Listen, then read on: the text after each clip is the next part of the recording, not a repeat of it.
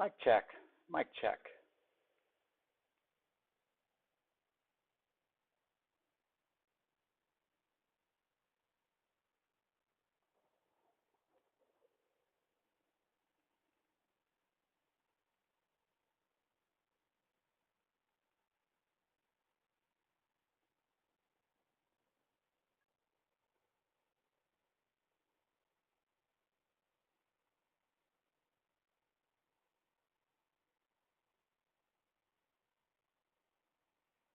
How's it going, Wambra?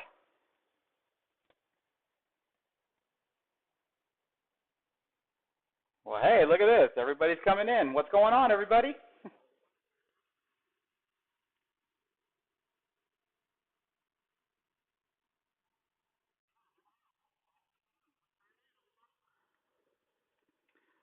Do me a favor and let me know how does the audio sound. I'm actually testing out this new earpiece here because I didn't like the way my audio sounded on Bang Time's live stream.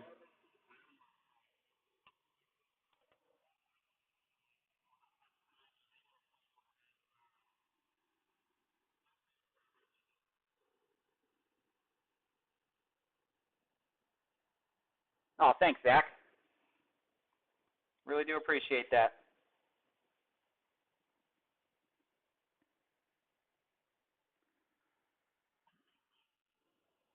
Audio's okay. A little staticky. Okay, I'm not sure what I can do about the static part other than I'm actually sitting next to my computer, so that might give me a little bit of problems.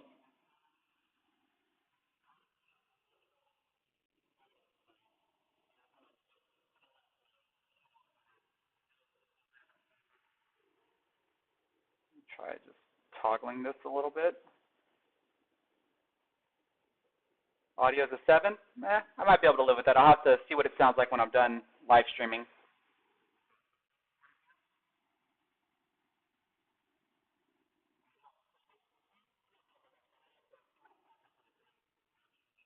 Oh, is that what slow mode does? Let me see if I can turn that off.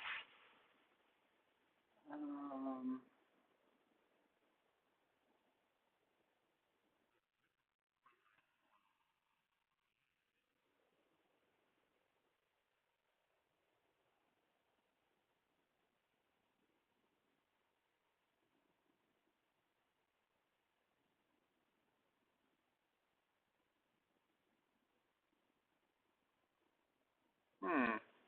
there we go. Okay, let's turn that off. All right, so hopefully here in a second, slow mode will be turned off.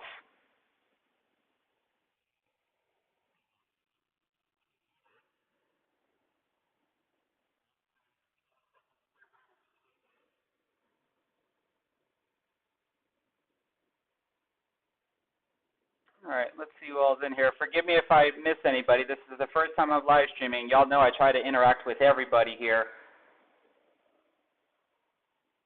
Let's see. I see Jaworski's pull practice in here. If you haven't seen his YouTube channel, make sure you go over there and give him a subscription. He's got some good stuff on his channel.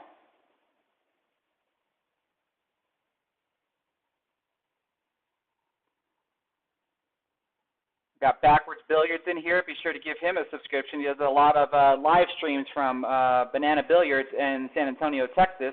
You actually get to see some really strong Texas players play over there.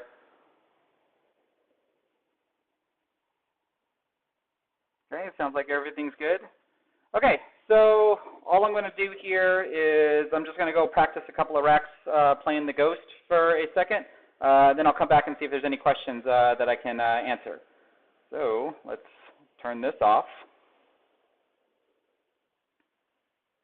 And let's go play some racks.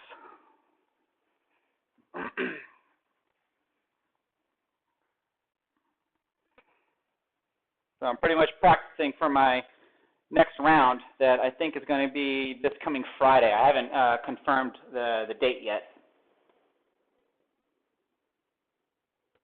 And actually, make sure you let me know what this sounds like when I break, or how the balls banging around sound like. I'd appreciate that.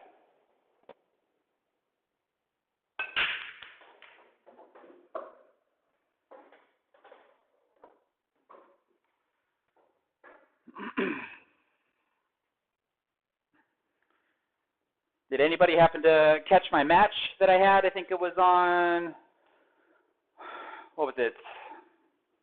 Was it Thursday night, I think? I don't even remember anymore. I've slept since then.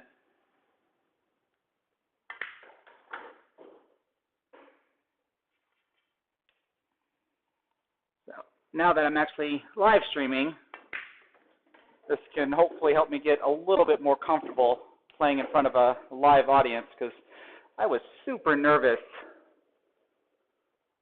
playing my match.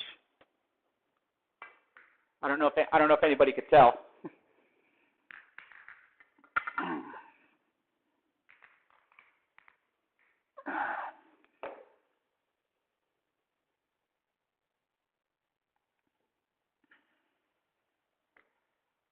And if anybody was watching the live stream match, how does my audio compare now to that previous live stream?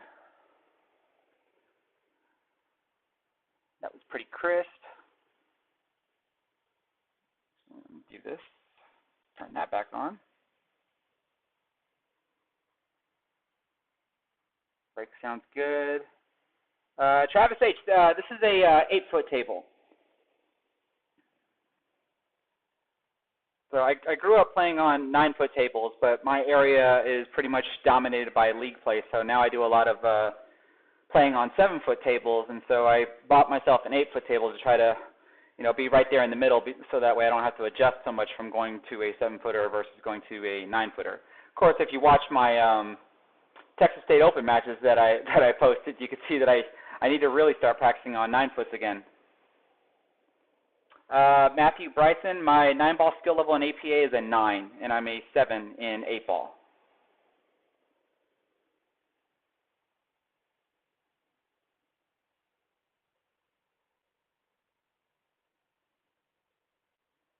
Yeah, actually, Travis, I probably would have wanted a 9-foot table, but even having the 8-foot table here it's almost like a perfect fit. I actually have a buddy of mine that plays with an extension on his cue, and when he's up against the rail, he's actually hitting my wall. So if I did have a 9-foot table in my garage, it probably would not fit the best.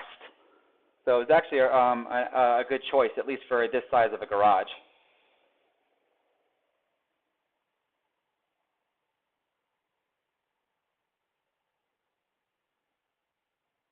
So Dan Goodsit, so all I have is a Bluetooth connection between this earpiece, and I'm using a MacBook Pro, so it's not like I'm hardwired in, so I wouldn't be too sure on how to make the sound as crisp as like my videos, where I'm actually recording into a digital recorder and then just syncing that up with the video that's being recorded from a camera.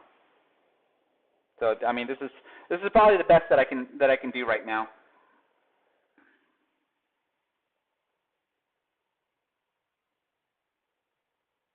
Let's see, what else do we got here?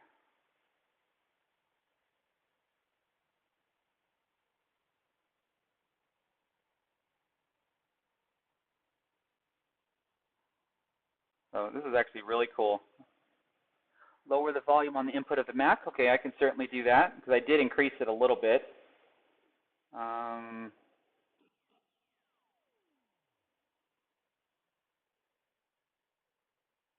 We'll try that, and let's see what that sounds like.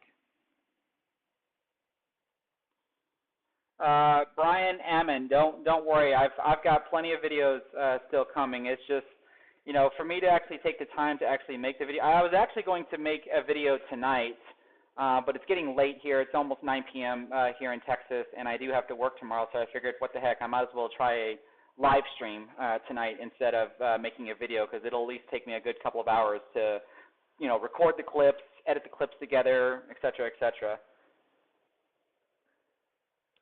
Do I play any games besides 8, 9, and 10? I play all of them. It's just a matter of, who likes to play what. So in my area, we don't really get to play a whole lot of straight pull in one pocket, because nobody in this area particularly plays it a whole lot. I think I might know 1 or 2 people that might play it. It just doesn't happen very often.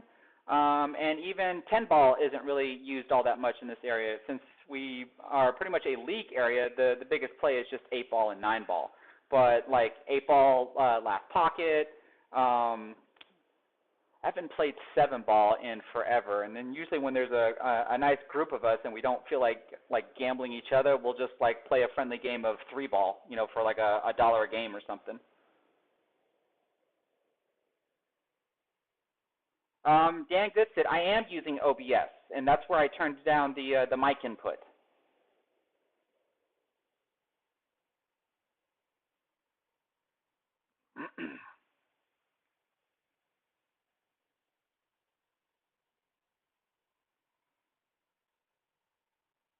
So if you want me to give me an exact number, I have it set to negative 6.0. I'm guessing that means decibels, if that's what dB stands for.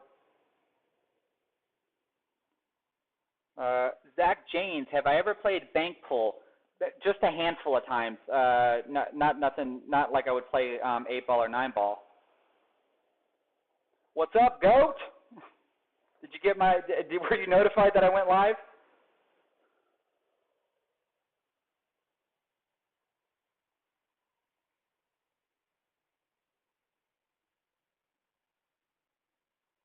Yeah, 14.1 straight pull is a lot of fun. I do like playing that game to try to develop like high runs and stuff. I've actually been practicing it here a little bit because I do want to do Dr. Dave's birthday challenge because my birthday is slowly creeping up, and I'm going to be 40 this year. So my practice so far has only gotten me to 36 balls, and I'm just 4 shy of hitting that 40. But I'm sure I'll get it.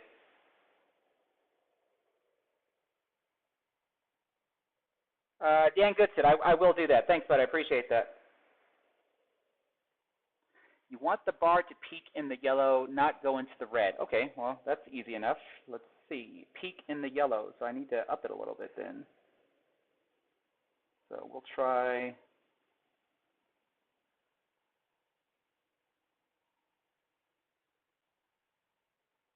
that for now. And we'll probably just leave it there.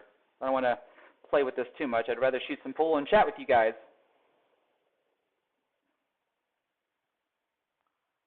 What's going on, Todd? Thanks for stopping by. All right, so let's go do another rack since I didn't even complete the first rack.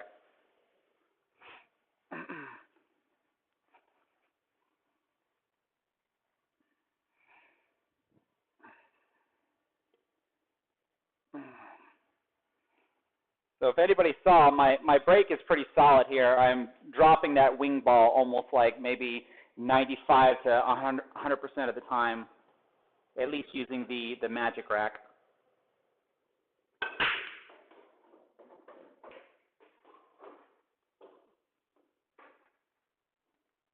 Oh, so that wouldn't have got too close. All right, let's see here. See if I can get position for the 2 in the side.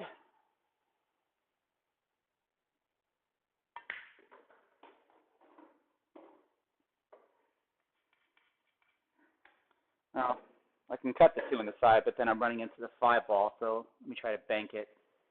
No measurements, just all feel on this one.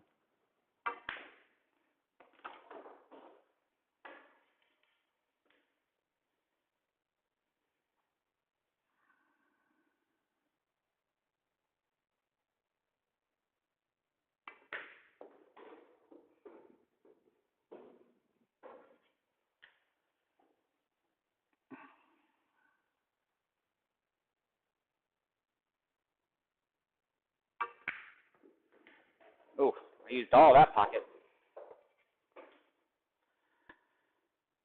Let's see here. Try a little top right on this one. Ooh, not quite what I had in mind, but okay.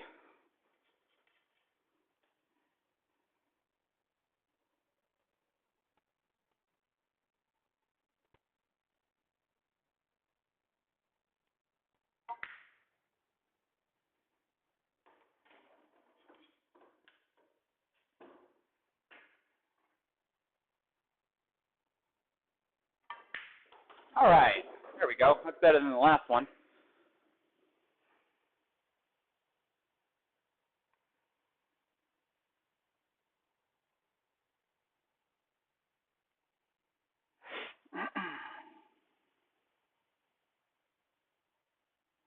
you would like to know my opinion on the Mosconi Cup?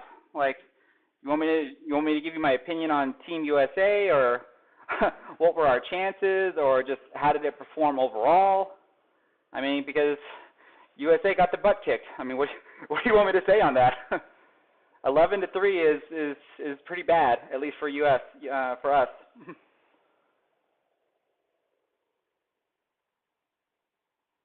Anthony Gomez, these are standard size pockets, so it should be 4.5 inches on the corner pockets and then 5 on the side pockets. And I do have plans to get my table refelted, and then I do have some shims here because I'm going to make the the corner pockets are going to be 4 1/4, and then the side pockets are going to be 4.5.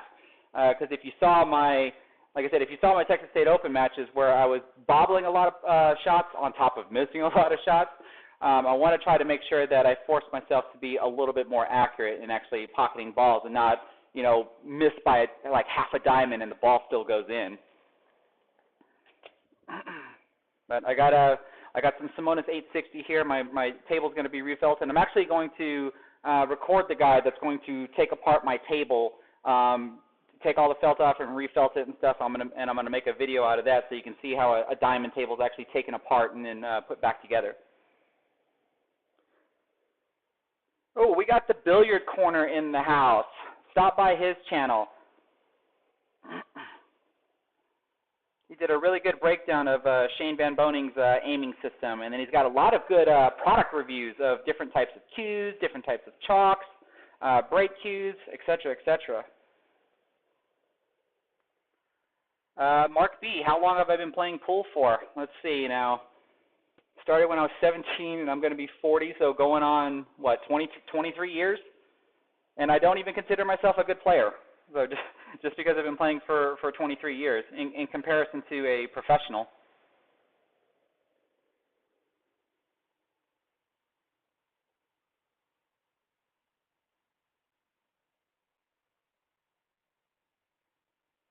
Oh, you're looking into an AccuRack. Well, I mean, I have all of the above. So, I mean, I just haven't used this one yet because this one is more interference because of the cloth, and when the balls actually roll over it, it's affected more by this one than it is by the plastic Magic Rack, though I can agree that this one is more durable. And I have both the 9-ball AccuRack, I have the 10-ball AccuRack, and I have the 8-ball one that you can also do 9-ball and 10-ball racks with.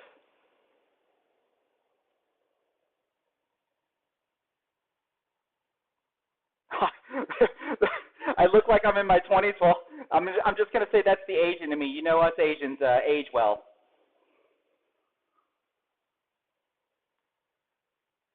Yep, and actually, Goat McBuskins in the chat room, that's actually my best friend, and that's where it all started. Him and I used to go to the pool hall every weekend, and he used to beat the crap out of me. And maybe every once in a while, I'd actually maybe win a game here or there. But eventually, he stopped going, and I kept on going, so now it's the other way around. Hey, Joey, what's going on?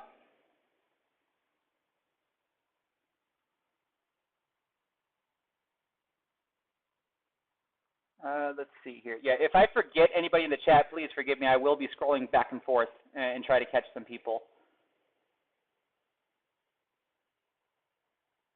This is probably why I wanted slow mode to be turned on so I can try to keep up.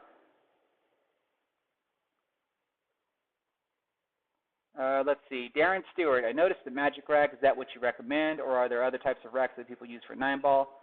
So the Magic Rack, it can spoil you. I mean, you're getting the perfect rack. You know, I've already made videos on breaking an 8-ball rack, breaking a 9-ball rack, and breaking a 10-ball rack, and those are using Magic Racks because you now have the perfect rack, and the rack becomes very predictable when you're using Magic Racks. The only thing that's not predictable is where you strike the head ball, where you're striking the cue ball, and how much power you're putting into the cue ball. So that develops over time with the muscle memory, and if you can actually control the muscle memory very good, that you can get really consistent results.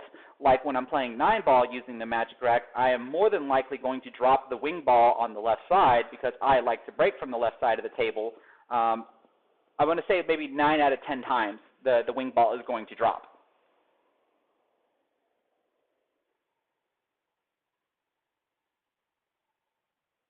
Because otherwise you pretty much should be using a regular rack because it's not going to be guaranteed perfect. Of course, you don't want to purposely put gaps in the rack because that would be frowned upon. But you know, it's not going to be perfect. So therefore, you're pretty much going to get an inconsistent result almost every time.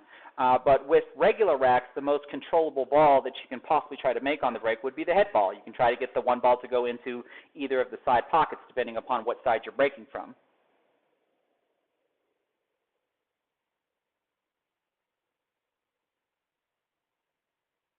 Do I speak another language?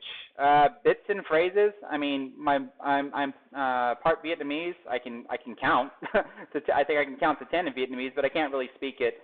It's actually interesting because my older brother, when he was born in Vietnam, he did learn both languages, both Vietnamese and English. But when we came over here to the United States, when he was going to school, his bilingual was actually interfering with his grades because when he couldn't pronounce something in English, he would pronounce it in Vietnamese.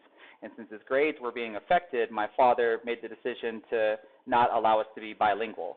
I did take 3 years of French in high school, and again, I can only do bits and phrases here and there. I can't fluently speak another language. Sorry for the long-winded answer. What's an easy way to run eight ball racks? I'm guessing is what you're asking. Don't miss. That's the simplest answer. Hey everybody, we got Bang Time Pool in the chat room here. He's the guy that's actually hosting the virtual 9-ball tournament. So be sure to go over to his channel and give a subscribe on there so you can be caught up with the matches. Actually, there's going to be a live stream match tomorrow. I might make a guest appearance on that one, but I do believe my next match is going to be on Friday. Jim, I'll get with you later on confirming that. I know you sent me a text message. I just don't remember what the time was. Well, I got a lot of my fellow YouTubers in here. This is awesome.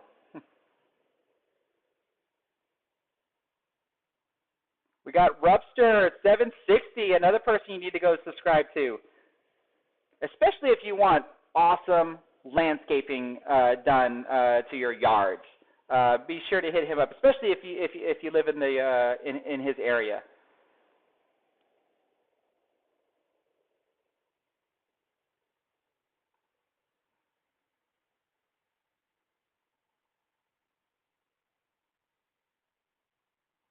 Tristan, thinking about starting my own pool billiards related channel. Any suggestions or tips or tricks? Everybody that I've spoken to before knows exactly what I'm going to say. I think any particular topic that you want to try to create a channel on or about is the YouTube is already oversaturated with that type of content. So the trickiest part of it is do some research by going to see what's already out there. See how other YouTubers are presenting the topic that you want to present. You're talking about pool-related stuff, so look at the way I present stuff, look at the way Cher Very presents stuff, look at the way Dr. Dave presents stuff. And what you really don't want to do is copy us. You want to try to make your content unique in comparison to what we do. You can talk about the same things because that's exactly what I'm doing on my channel. I talk about how to hold the cue. I talk about how to draw the cue ball. I talk about how to follow. I talk about how to bank. There's already videos on how to do all that stuff. But apparently I've presented it in such a way that allows people to want to come to my channel and check it out. I mean, that's probably the best advice that I can give on it is, figure out what's going to work for you, especially with presentation, and then just run with it. Don't get discouraged when the views aren't happening because it's just going to take time. How do I adjust aiming while trying to make a long draw? I'm not entirely sure why you'd want to adjust your aiming. I mean, anytime you pull the trigger, right, you think you're aiming correctly. It would be irrelevant of whether you're putting top spin, bottom spin. Now, if you're using front hand English, you're going to have to count for cue ball deflection, cue ball squirt. But if you're using backhand English, you don't really have to compensate for that squirt. So as long as you feel like you're lined up, the power is really irrelevant, and you shouldn't really have to adjust any of your aim. I mean, that's my opinion. So I know in my side spin video, I actually said that you should start with backhand English and then start graduating or gravitating more towards using just fronthand English. I actually have to retract that statement now because I use a combination of both. It's actually, I think Dr. Dave presented this statistics like really well to where like if I'm within one tip of side spin, I'm probably going to use 100% backhand English, where I'm just going to slightly move my grip hand one way or the other to apply right spin or left spin. But if I'm going to use more than that, then I might move my bridge hand like maybe half a tip. So you can say like I'm using 10% front hand English along with 90% backhand English, and I don't really have to compensate for cue ball deflection or cue ball squirt. Sometimes I do, really depending upon it, like if I'm going to try to like drag shot the cue ball with side spin, I might have to account for maybe some swerve or some cue ball deflection, or if I really try to belt the cue ball for a particular shot, there, even with that much backhand English, there's still some compensation that does have to take place. But I can't really give you any advice on how to compensate for that. That's just something I developed by feel.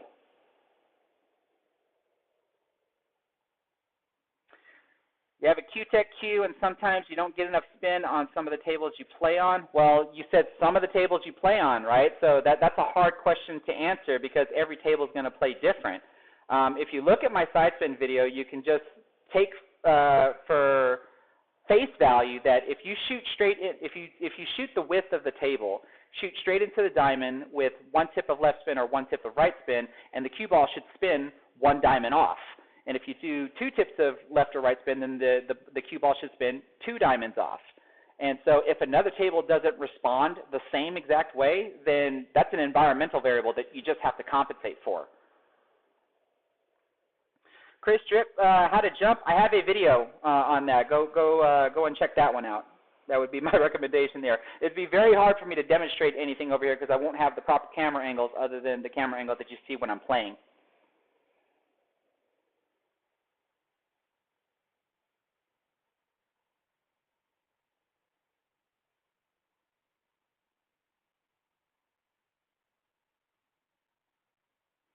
Guess what I'm after is at-home practicing day in and day out. What type of artificial plastic rack is trusted and most used? I mean, if you're in your home, you might as well get the best thing that you can get, which would be a template rack, whether it's the Magic Rack or the AccuRack. That would be my suggestion, Darren. Right? There's no reason if you're just playing at home that you'd want to give yourself like non-perfect racks. Of course, you can have any rack that you want, plastic, wooden, because I also have. When I got my table, I got this wooden diamond rack. These are actually like they're named diamond racks, and I use this from time to time. And actually, because of my performance at the Texas State Open, I did purchase this guy, which is the Delta 13 rack. So I'm going to be practicing with this every now and again. And I went ahead and had my YouTube channel engraved on it. So it's actually engraved on both sides. So this is personally my own rack now that you'll get to see from time to time.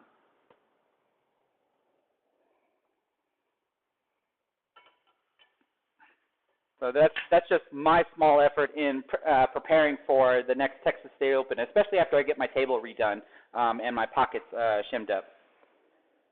What's a good tip for recommendation? I actually did a video where I used my cue lathe that's actually behind my computer.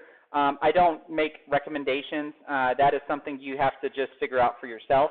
Like I can tell you what I like that's apparent. But if you go and try any of the tips that I like, you might actually find out that they're garbage.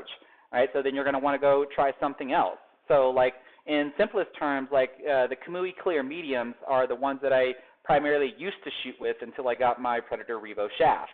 That comes with a Predator Victory soft tip on it. And I actually really like that one now. It took me like a day or two to actually get adjusted to it, but now that's all I shoot with.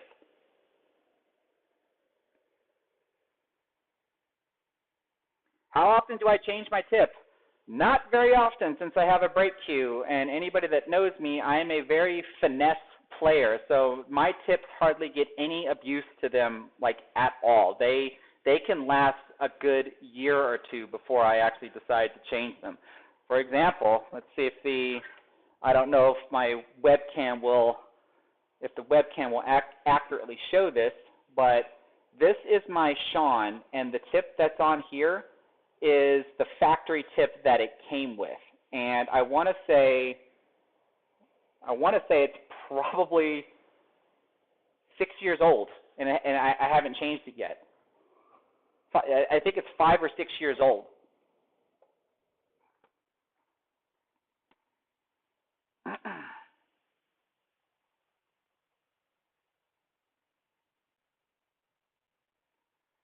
Have I dealt with many sandbaggers in APA?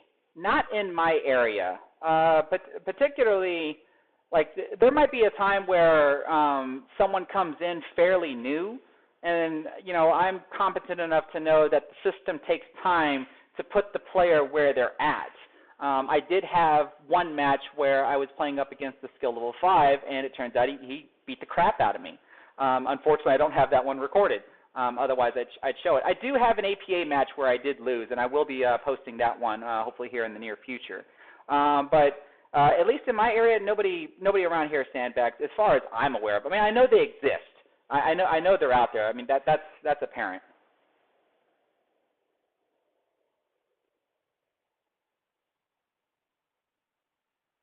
Horatio, forgive me if I pronounced that wrong. Should you invest in a carbon fiber shaft after only playing for 4 months? You've been working on fundamentals, blah, blah, blah. I mean, if you can afford it, I mean, go ahead and do it. Like, that's going to be like my default answer. And it's like, you know, just experience should have nothing to do with what you're going to buy, you know, as long as you can afford it. You know, if you're typically, I would usually advise that if you're strictly brand new to the game, then you probably would want to invest in, like, maybe a queue that's like between $100 or $200, and that's usually going to be like players queues or action queues, et cetera, et cetera. And I mean, even that queue can just last you freaking forever. But over the course of time, you know, as you're playing pool, you're going to run across, you know, really good pool players that have, like, beautiful looking cues, or just something that just happens to grab your eye, and you want to, you know, they might be nice enough to let you hit with it, and you're like, oh my God, this is amazing. But then you're like, holy crap, this is $800 or this is $1,000, and do you really want to upgrade to something like that? And the short answer is, if you can afford it, do it.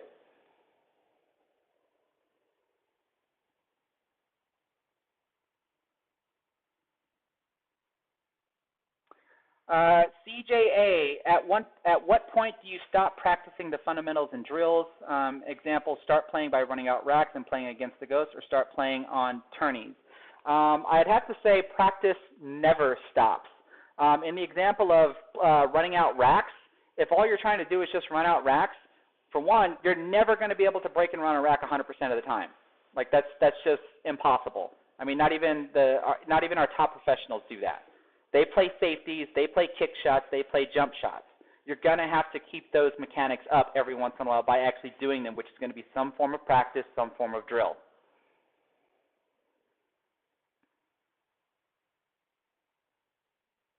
Okay, let me see if I can, the lighting is messing up. Might be able to see my color of money and hustler photos if I do this. I don't know how the lighting is going to work. So let's see if that handles the lighting better.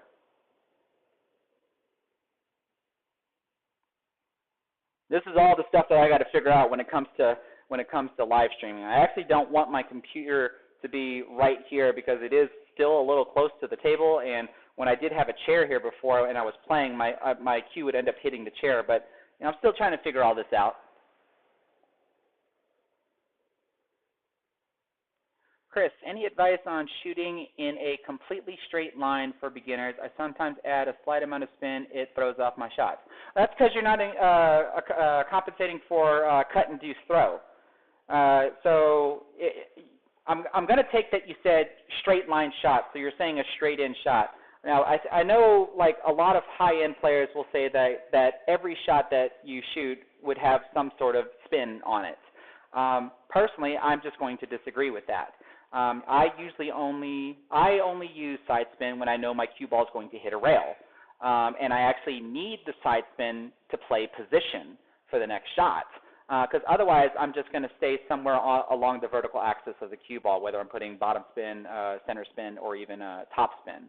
Because if it's just a straight-in shot, then there's no reason to try to manipulate it with any type of side spin, because if you put left spin on the cue ball, you're going to throw right spin onto the object ball, which could cause it to swerve, let alone your cue ball could even swerve on the way over to the object ball, which is probably why you're missing. Todd, what's a good way to figure stroke in tempo? Tempo is just going to be practice. I mean, in my opinion, I think that's just muscle memory. Stroke, I mean, you know, there's the bottle test, right? Take yourself a water bottle, and the opening of the water bottle is the cue ball. And so when you're doing your practice strokes, you're stopping right before you get to the opening, and then your execution of the shot is to go through the opening of the bottle without touching the rim of the bottle.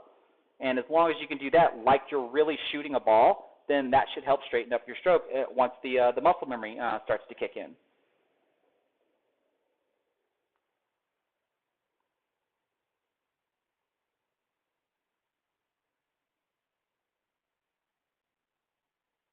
What is that, PRJCT7? You want to know how tall I am? I am 5'5". That's why I'm called Little Chris.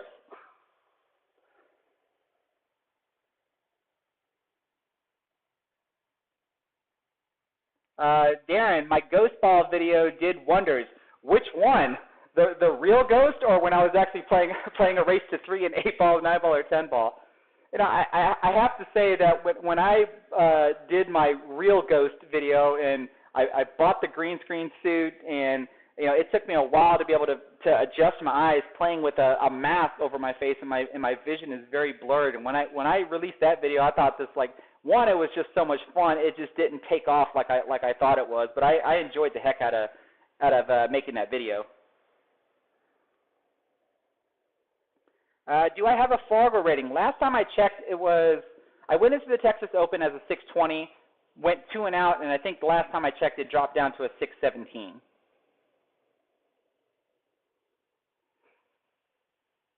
Yeah, hopefully eventually I'll bring the real ghost back out, like it'll be like a Halloween gag or something. I can actually get one of my friends to come over here and they can play the ghost, and I'll actually be the ghost. You know, just something silly like that.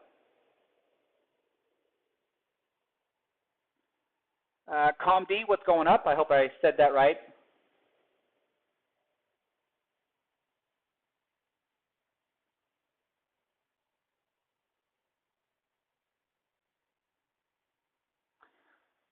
How did COVID affect our area as far as APA? I mean, we were shut down for quite some time. I mean, we're open now.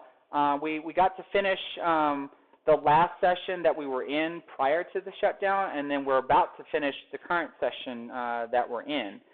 You know, lots of rules that we still have to play by, like when we go into the establishment, we have to wear our masks. When we're actually sitting down, like at our team table or something, we can have our masks off. But during league play, when we're at the table, even though it's only one player at the table at the time, the APA mandates that we still have to wear a mask. That's why you saw in my last few APA matches, you see me wearing a mask. Michael, I'm in Texas, and that's about as close as I'm going to give y'all. I'll even say Central Texas.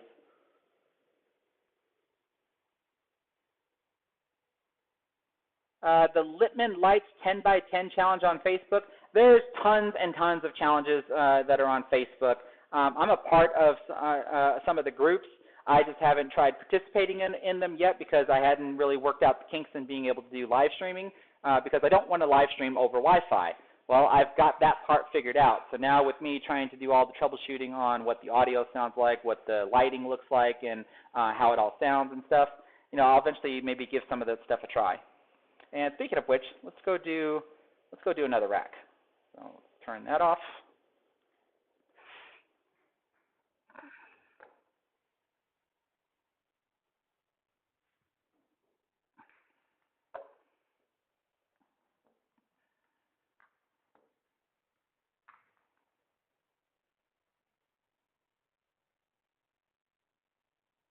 All right.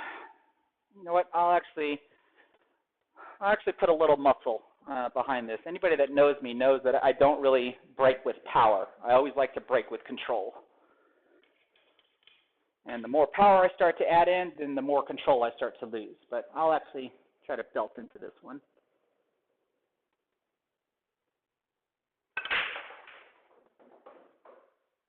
And I still have a little more left that I can give. But normally I don't like breaking that hard because of that, right there. Especially if I'm playing the ghost.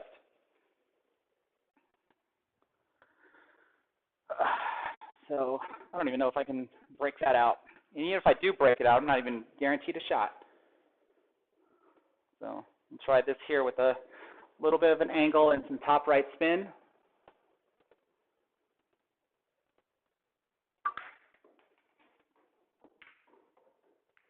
There we go.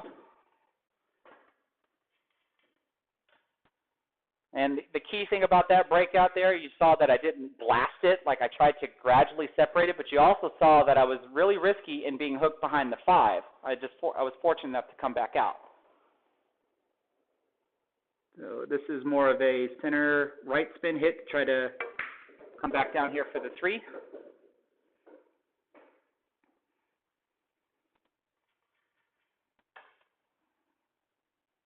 I have to try to stun this back over to the 4.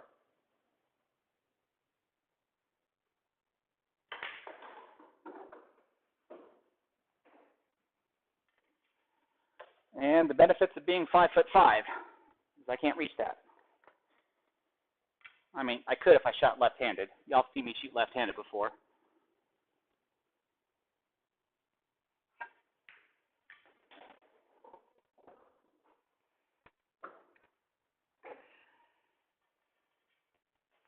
I don't particularly like to do these shots. These are what I like to call punch shots because I'm gonna punch stroke it to try to get the cue ball back over to the other side for the 7.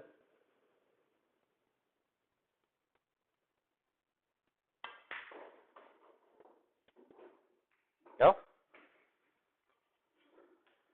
So how many of y'all would play this to where you're going to shoot the 8 ball here? Because that just requires just to make the ball. I'm going to draw the cue ball somewhere, hopefully over here, to make the 8 in the side. That way I can just let the cue ball roll forward, basically where the 7 ball is at, so I can shoot the 9 into the corner pocket. I'm going to try to hit this with a little bit of bottom right. Try to get underneath the 8 ball, or at least on the right side of the 8 ball. And I barely got it. I'm going to have to cheat the pocket a little bit, so the 8 ball is going to go like deep over here on the right side of the pocket. And then with some top spin, I'm just going to push the cue ball to the side rail. And I even had a touch of left spin on there. Really wanted the cue ball to be right here if I would have gotten the better position on the 8 ball. There we go. What's that? Two for 3, I think.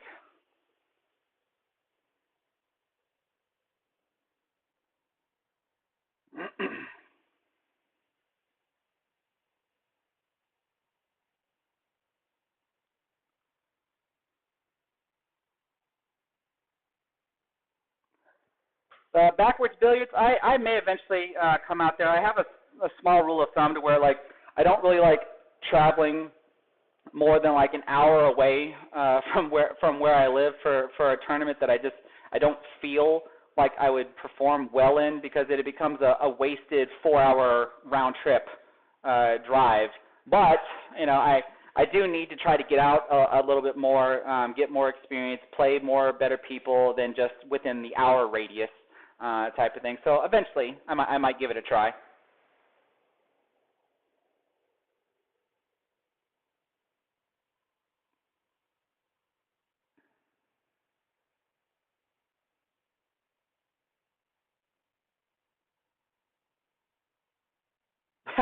You're welcome. Thanks for stopping by, man.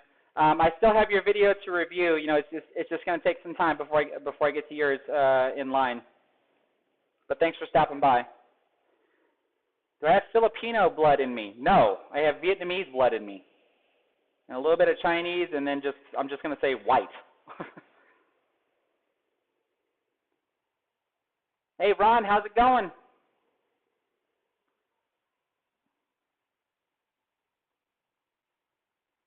Let's see, what else do we have in here?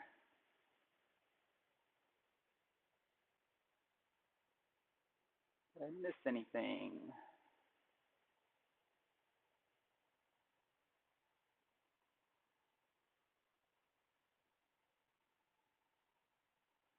Darren, do I have any aspirations for Moscone consideration? I have no aspirations of being a professional pool player. I'm a professional software developer. That's how I make my living. That's how I pay my bills. I said before in like podcast interviews that I've been on, is that with the recreational type of person that I am, that I try to engage in a lot of different types of activities, and I try to be good at them. Not great. But once I'm good enough at something, then I go and try to learn something else. But at least with pool, because of how long that I've been playing, I try to just be better and better every single solitary time. And over the years that have gone by, I have just gotten better and better. And that's why I play in mid-level to upper-level tournaments to truly see where I'm at and how much more work do I need to try to invest in. Because let's not kid ourselves, it takes work to be as good as any professional that's out there. And I don't have the time to devote to do something like that. I can only work with what I got.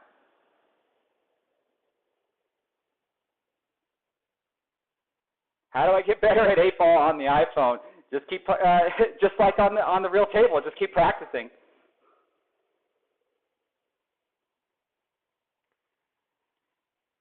You just see me go from one level to another, running those two racks out. Well, I mean, I'm doing a live stream, so I'm a little nervous. There's 80 plus people watching me. So the more I do this, the more relaxed I'm going to get, and then probably the more straight I'm going to be able to shoot. When I was playing in my virtual match, I was super nervous, and it showed. I think there was like 2 or 3 racks where I didn't even score more than 3 points because of how nervous I was. And even when I scored a 9 or even when I scored an 11, like the nervousness just wasn't going away. It started going away towards the end, but it was the end. So there was nothing more that I can do. So at least hopefully with the live streaming here that I'll do from time to time, I'll get more and more relaxed playing live in front of a virtual audience, because it's not the same as playing in front of a real live audience, because that's your league play, that's your tournament play, and I'm as comfortable as I can be in those, unless, of course, I know that I'm up against someone that's just going to beat the crap out of me. I'm a little nervous because I want to play tight, I want to play good, I want to be able to compete, maybe even win. But besides that, I'm pretty loose when I play.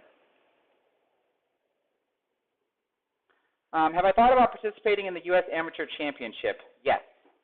But like anything else, it's still it's timing. It's all about timing. Can I get the time off of work? Can I devote enough time to practice, to perform well, et cetera, et cetera? Yeah, it was. Let me tell you what, Ron Johnson, because when I was practicing off camera, I mean, I was averaging 80 to 90% of my break and runs, with or without ball in hand. And then the moment I went live, it's just like it just dropped down to like 40 or 50. I mean, my heart was just pumping, like everything was just so nervous. Hands were even shaking. Even when I'm trying to line up my magic rack to be perfectly even, like my hands were still shaking. And that's with my back to the camera.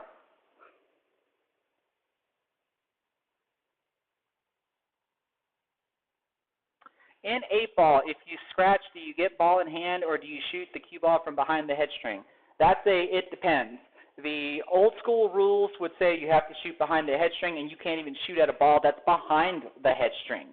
In APA, if you scratch on the break, you have to start with the cue ball in hand behind the head string, and you still cannot shoot a ball behind the head string. But if it's BCA, or I think ACS works the same exact way. I'm not sure about Napa or VNEA, but in BCA, it would be ball in hand anywhere.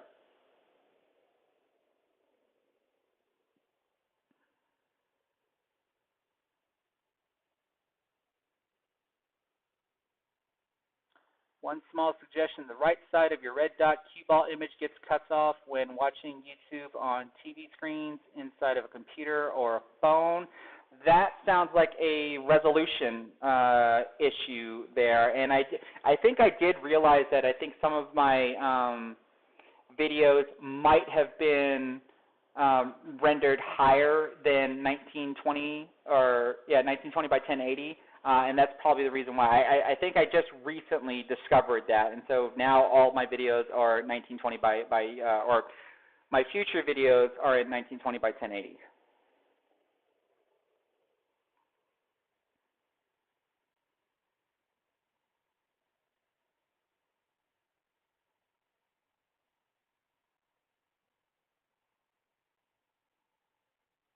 I don't have the number of live people watching your APA matches that are watching your tourneys. I mean, sure, but I mean, I don't think there's really any difference between 30 people watching me, which is the 30 or 50 people that are watching me, which is probably the number of people that will actually be in the pool hall, or even when I'm at a tournament. That's including all the players and even the spectators, if they're wanting to know if I'm about to beat the individual that I'm playing, versus 70 people. I don't think the number of people I don't think is relevant to me. It's just the environment. It's something that I've never been in before. It was basically a comfort out of my comfort zone that I've done before.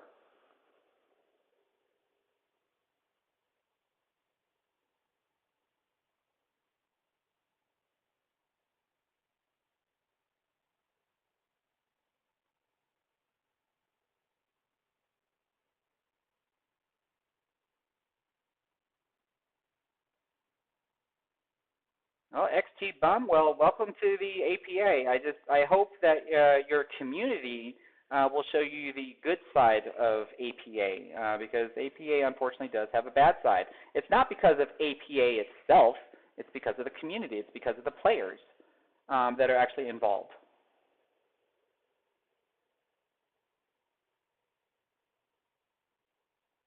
For someone that has that has recovered from a concussion, you'd have to be a little bit more descriptive as to what you think your issue might be. That's just too broad of a question for me to try to offer any types of tips when I can just blanketly say practice.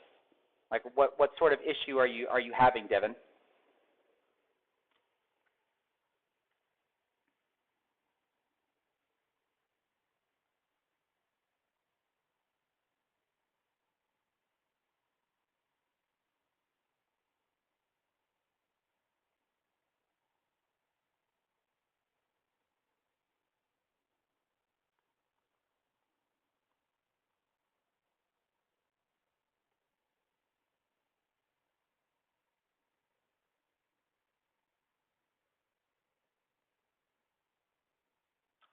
Just curious, what SW do you do? You're going to have to clarify what SW means. I don't know what you mean.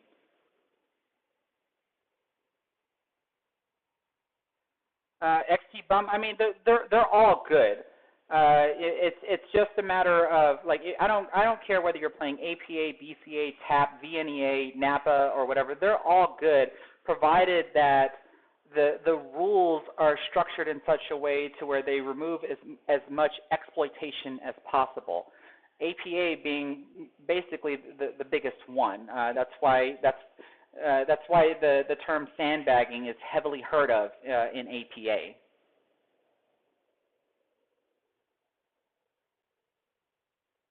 But I say it all comes down to table time. No. I've been playing for 27 years, and take someone that has been playing only, like, I don't know, a couple of years, and they're probably better than me. So I think a lot of it also deals with talent, and it also deals with your ability to learn and really figure out what your mistakes are. I'll be right back. I'm going to grab a chair.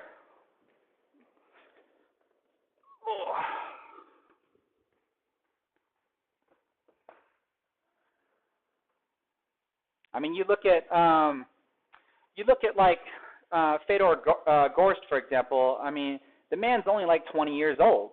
You know, so clearly he hasn't been playing as long as me, but he would just run me over on the table.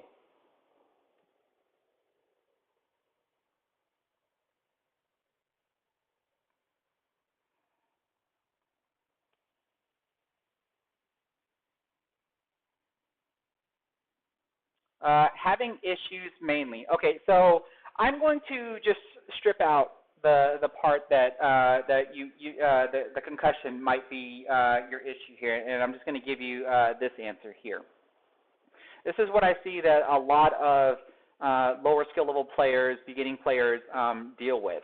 When it comes to learning how to play the game, how many times have you just taken a shot, you miss, and you just walk away from the table and wait for your opponent to miss?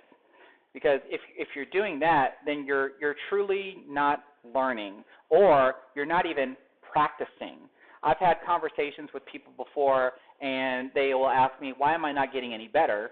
And I'll look at them straight in the face, and this is because you don't practice. And I says, what do you mean I don't practice? I play like 3 or 4 hours a day. And I'm like, cool. I set up a shot, and I say, shoot this shot, and tell me where the cue ball is going to go. Like, cause, you know, if you're going to try to make the shot, you're either going to make it or miss it. That's apparent. But where's the cue ball going to go? They can't answer that for me. And I just look at them and go, that's what I mean by you don't practice.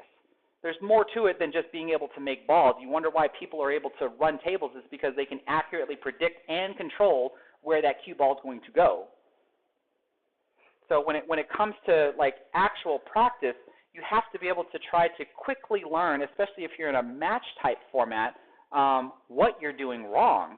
So like even when you're in league play or tournament play, the moment you make a mistake, before you walk away from the table, quickly try to process what you did wrong and what the correction is to not make the same mistake again when that shot comes back up, because it is going to come back up. But don't just, throw balls on the table and then just, run balls, and every time you miss, you just dismissed why you missed. You need to really learn why you missed and what the correction actually is. And the miss doesn't always have to be because you aimed wrong. There's plenty of videos out there, and I haven't made one yet, like where you didn't compensate for cue ball deflection, or you didn't compensate for cue ball swerve, or cut and deuce throw versus spin and deuce throw. A lot of it's really going to boil down to just not aiming properly, but then there's always these small little mechanics that are going to come into play that also contribute to why you miss. So when you miss, you can't just say it's because of one thing. It could be a number of things. And identifying and trying to hone in and identify what those things are, that's where real practice comes out of, because then you're going to try to fix them.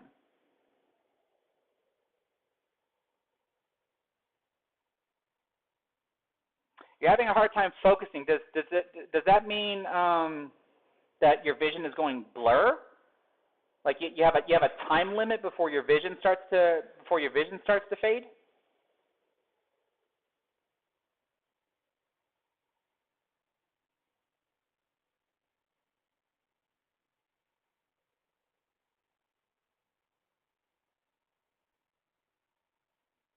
Oh, so you have a time limit.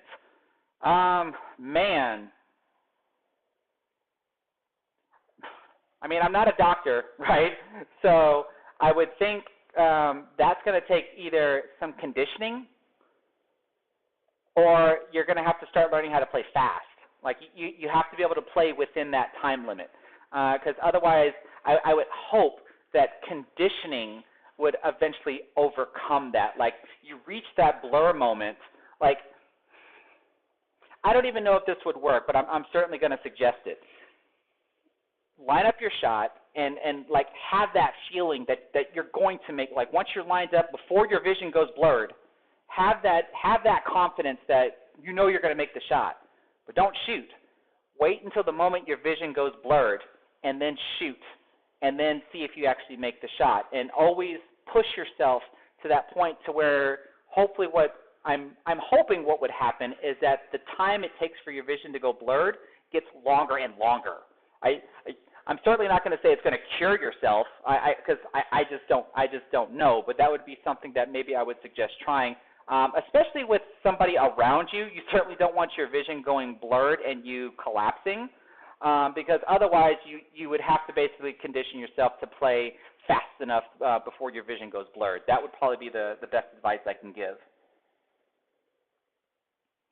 How do you practice for the mental part of the game? You just do it. Like a lot of people would tell me like they don't want to know who their opponent is because then they would worry about that they're going to lose. How's that supposed to be any different than when you approach the table and see who your opponent is going to be? Like I don't see the difference. Like you didn't spend the next 30 minutes because that's when your match is going to be worrying about who your opponent is. You found out who your opponent is right when you walk up to the table, and now your mental game is just shot to shit, right? So like you just gotta do it. I mean, if you already know that you're outclassed, outmatched, or whatever, all you can do is play to the best of your ability. Learn from your mistakes and learn really why did you lose, and don't just say to yourself because you missed. This goes back to the previous question that I answered. You really have to learn what you did wrong and how to fix those things that you did wrong. A lot of things that I like to say to my APA teammates deals with when you play somebody that's either your skill level or even lower, because I know a lot of people say, well, don't play people that you're better than, because that doesn't help you at all, and I disagree with that. Let's just take, for an example, you want to play a race to 5-4 with someone because you're that much better than them. And let's say you beat them 5-3, right? So, and that actually happens to be pretty consistent. Like you can consistently beat this player 5-3. Well, you should be figuring out what you're doing wrong that allows them to get 3 games, and then start beating them 5-2. And the next thing you know, 5-1, and the next thing you know, 5-0. Now, it's not like you're going to consistently beat them 5-0, but that's what you should be working towards, because then you know that you've completely controlled that level of player. And then the same goes to if it's a 5-5 race, or if it's now a 6-5 race, and you're the one that's getting the one-game spot. You're always playing the same formula as to trying to become the next better person. I mean, just because you beat someone once doesn't mean you're going to beat them again, but at the same time, you still have to be able to control them no matter when the game is. And, you know, if you're tired or anything like that, just make sure that you're always still in control of the game, whether you're of the same level or you're playing someone that you're better than or playing against someone that's better than you. And then, of course, over the course of time, the mental game just takes care of itself.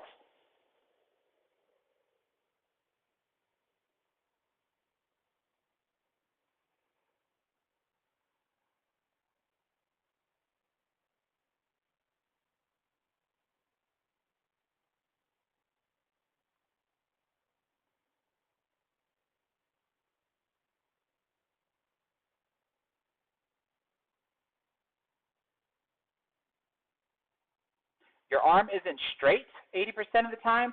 That's practice. That's conditioning. That's muscle memory. So, like, if you can tell me that that is your problem, then you should already have the solution as to working towards fixing it.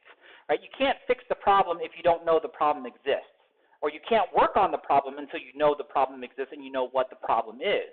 If you're able to identify that your arm isn't straight, and mind you that you don't have to have perfect mechanics in order to play the game. Bustamante doesn't have perfect mechanics. I think Billy Thorpe plays with his elbow like kind of tucked behind his back. Like it's not a requirement that you have like picture perfect fundamental mechanics. You can still work with what you got and still become a great pool player. You just have to know what your limitations are and then, you know, perfect them as best you possibly can. And then, of course, when you want to get better, you have to try to do something that you're just not familiar with. Of course, you're going to be bad. Of course, your game is probably going to go down at the same time because you're doing something that you're not used to. But then after practicing, like with anything else, you'll just start getting better. Like Womber said, consistency is the key.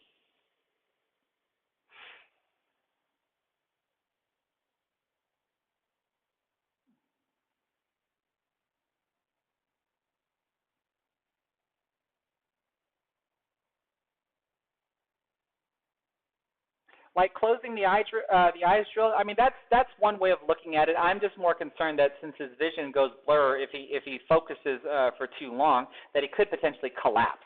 And I certainly don't want that to happen.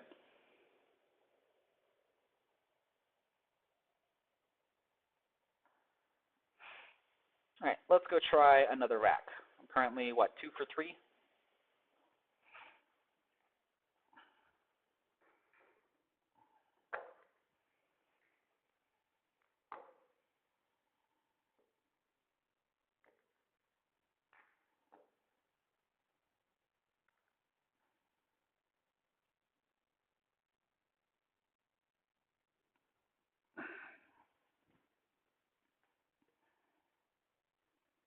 All right, in case anybody's wondering how long I'm going to live stream, I don't have an answer for that. I already saw that I've been live streaming for an hour, but I'm enjoying the hell out of this. Maybe until my earpiece runs out of power. I don't know.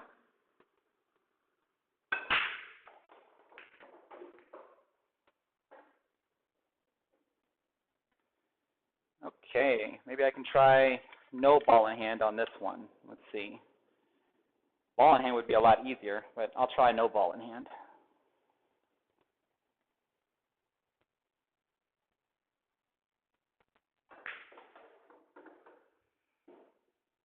Whoa. All right. The question is do I just stop it and shoot behind the 7, or do I try to stun somewhere over here beyond the 7? Let's see.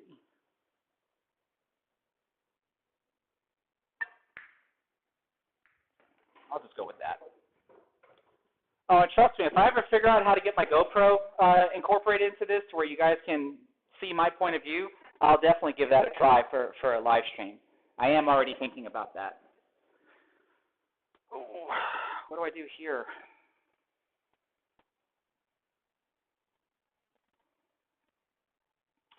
Not sure if that 9 ball is going to be in my way or not. Wait a minute. No, not if I do this.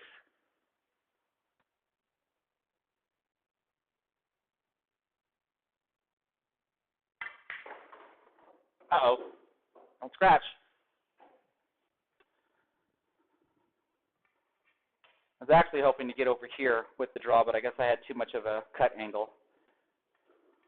I could still try to back cut the 4 maybe and hope that the 8 ball gives me a buffer without scratching.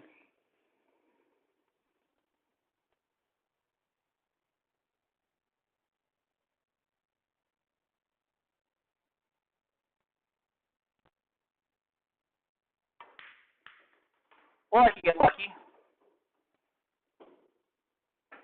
Who was there during the live stream that saw my lucky kick on the 2, bank on the 7 run out for the 8th rack? How crazy was that for me to be able to score an 11? And then after that lucky shot, I kicked in the 2 ball and then had a really difficult shot on the 4 ball. Who saw that? Because that rack was just nuts.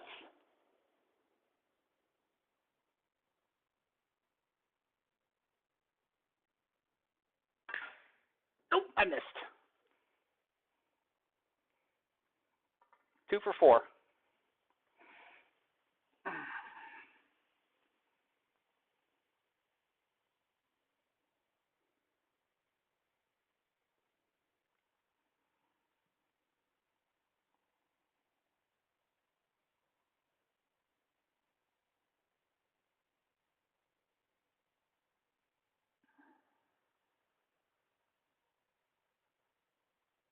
Esteban Lopez has a good point. Play for money to increase the mental game. So one of the things that I've mentioned to my APA players before is when it comes to conquering nerves is just like what you have already heard me talk about with me playing in the virtual tournament and how nervous I was. Is that there's levels of nervousness that you're going to deal with. So like for my APA team members, it was being on the APA team playing for someone like myself. So they're playing with the pressure of they don't want to disappoint me. Well, I have to get them to understand that I don't care if they win or lose. I just want them to be able to learn, to be able to get better at the game. And then what ends up happening is like the moment we get to playoffs, there's a new type of nervousness because now they feel like there's something on the line for them to really lose other than just the disappointment of losing. But once we've been through playoffs and then we've lost or won, now playoffs isn't all that bad.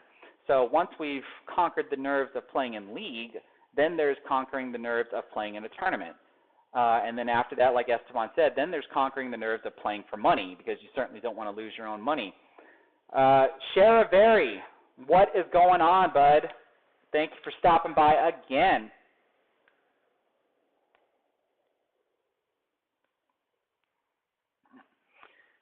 If you guys think I'm all that and a bag of chips, I'm I'm nowhere near the as good as Charivari is. His YouTube channel is amazing. So be sure to go and give him a subscription as well. That's basically the idea, Toxis. You know, you'd rather shoot well and lose than shoot bad and lose. Because if you shot well and lost, that just means that your opponent was better. And stuff like that is going to happen. You know, you're going to run into a player that is better than you. That's just a given. So if you've played your best and your best just wasn't good enough, well, then that's what you got to figure out. You know, clearly you lost because you missed a couple of times, or your defense or your defensive play just wasn't on point. Like there's obviously something that contributed to your loss against a better player, and that's what you're going to be working on to try to become the better player.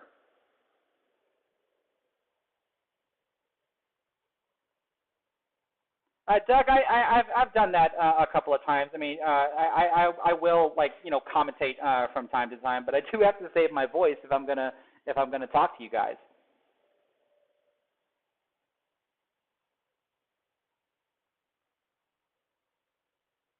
Yes, Wambra. I do want to see Charivari and Ralph 2K go at it again. I think that would be awesome. Of course, everybody wants to see me, Charivari, Dr. Dave, and a couple of other YouTubers go at it.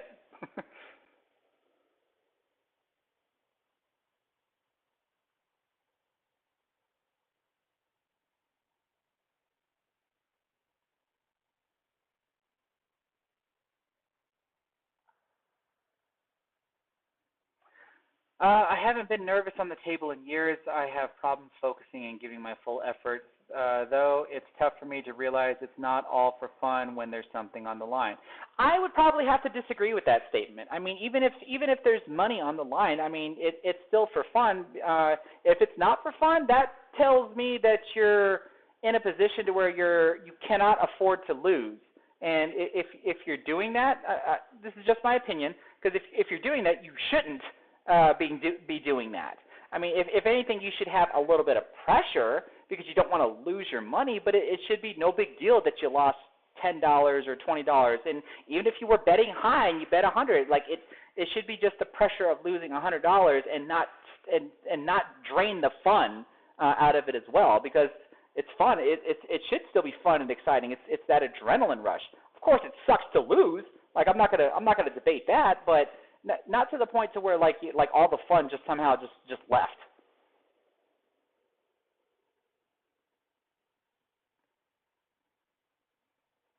What's your technique for aiming very thin cut shots?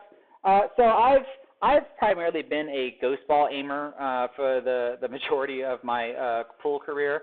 I have now started incorporating a little bit of fractional aiming on top of ghost ball aiming. So what that means is that I've said it in my pre-shot routine video that the majority of my lining up on the shot occurs when I'm standing up behind the cue ball. Because you can literally just stand behind the cue ball, place your cue onto the table, and have somewhat of an idea if you're going to make the shot if you just thrust your cue and hit the cue ball even with one hand. All right, so that's where I'm doing a whole lot of ghost ball aiming is from the standing position, and I've done it so long. That's why I can do it rather quickly, which is why I always emphasize practicing. When I'm down on the actual shot, I'm still doing some ghost ball aiming, but depending upon the direction of my cut, like if I'm cutting to the left, for example, I am trying to visualize where the left edge of the cue ball appears on the object ball at the same time in relation to the ghost ball. And that's what is telling me whether or not if I'm doing a full ball hit, a three-quarter ball hit, a half ball hit, et cetera, et cetera. So when it comes to very thin cut shots, that's pretty much what I'm doing, to where like my standing up alignment is pretty much ghost ball aiming, but then literally when I do get down on the shot, I do have to do the inside edge of the cue ball to the outside edge of the object ball and then try to get it all nicely lined up. And like anything else, the moment I pulled the trigger, I thought I was right. And when I execute the shot, I'm either going to find out if I was right or wrong.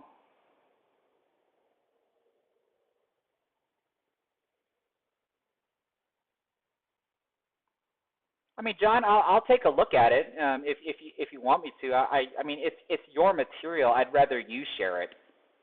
I've already had people before come to me and saying like, "Hey, can you share this for me?" And I'm in the position now to where it's like, I enjoy making YouTube content. I was nervous for I spent a year thinking about if I was going to start publishing YouTube videos or not. And then now that I finally did it, I'm just like, hey, this is great. I enjoy it. I don't care if I get trolls. I don't care if people don't like it. I mean, I like what I put out, and a lot of people also like what I put out. So the fact that I get a handful of people that don't like it, I don't care. I have more good than I do bad, and that's pretty much what I would influence you to do.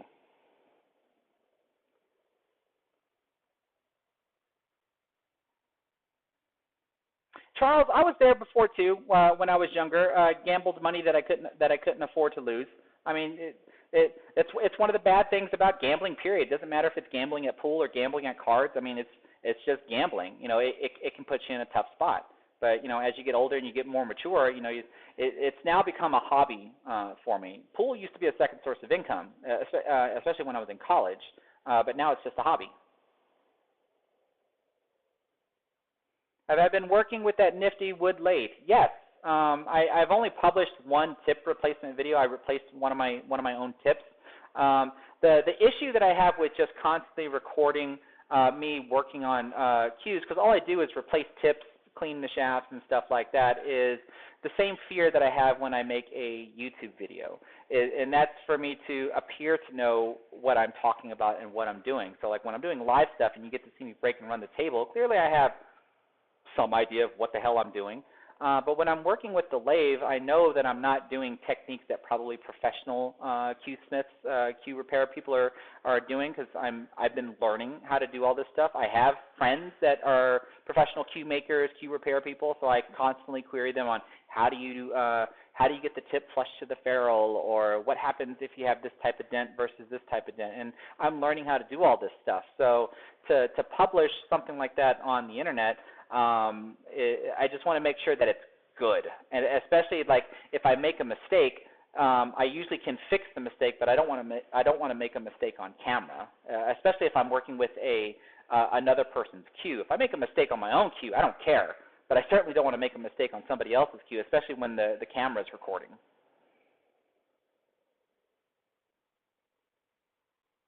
No, I don't have a website. I just have my Facebook page. A link should be in the stream's description for like if you want to DM me or something. And then there's my email. You can find that on the About section of my YouTube channel. And it was a few months ago that I learned I don't think the About section is visible on mobile devices. You have to view it on a computer. But if you go to my Facebook page, the email address is listed there.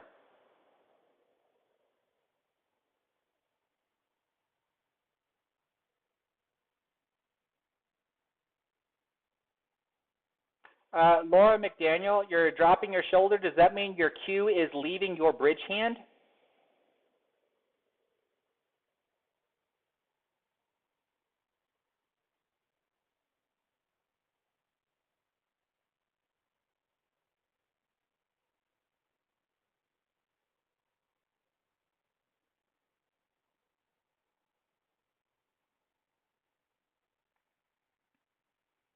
Where did I get the movie pictures behind me? Some of them were off of Amazon, but they're no longer available on Amazon. And some of the other ones, I just found pictures and put them into Walmart.com, blew them up, I think it was 16 by 20, and grayscaled them so that they would match here.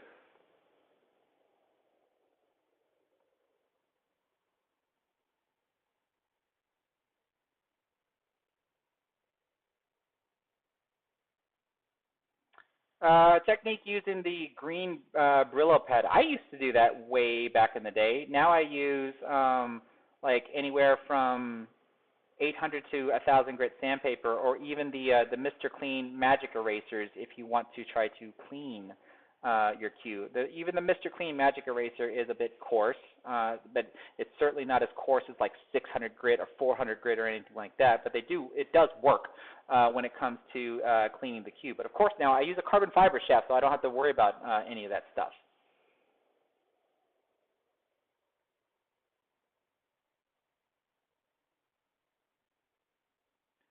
More like I miscue, or if I want to play bottom, it will play middle. Yeah, that's because you're picking up your cue, right? So the simplest answer is the bottle test. I've mentioned it already before earlier in the stream. Take yourself a water bottle and set it sideways. The opening of the bottle is the cue ball. So you can practice your practice strokes right before the opening, and then your objective is to go through the opening of the bottle without lifting up the bottle or hitting the rim of the bottle, so that way you can hopefully start developing the muscle memory and keep your shoulders still. Or even if you do drop your shoulder or rotate your shoulder rather, that usually causes your elbow to drop. And the natural thing that's going to happen is that your cue is going to lift off of your hand. But you can still stay in control of your limbs by dropping your elbow and keeping your cue down as well. That just requires more mind-to-body synchronization.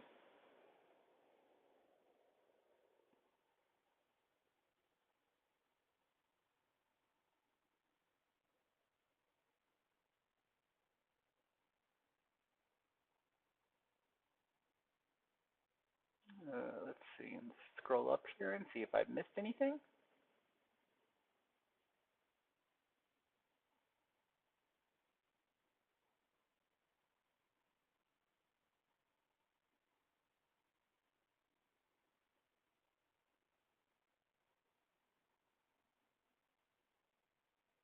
Nope, looks like I'm pretty well all caught up.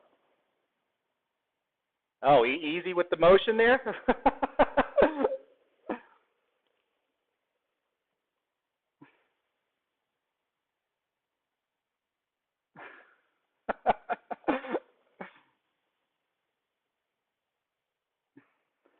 All right, looks like things have slowed down. Let me go try another rack.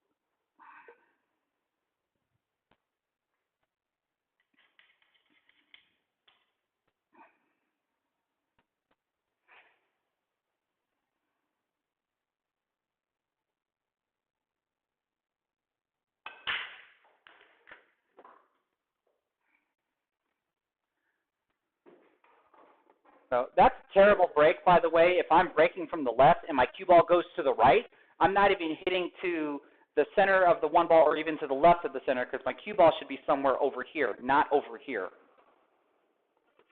And I can't even cut that in, so I'm going to have to take ball in hand on this one.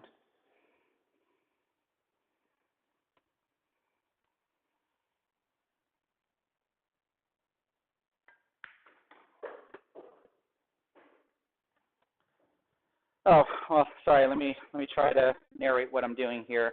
So I didn't get the angle that I'm looking for here. So naturally, my cue ball is going to want to go this way. So what I'm going to try to do with topspin is push the cue ball as close to the rail as I can, and then with a boatload of left spin, try to get the cue ball down here for position on the 3.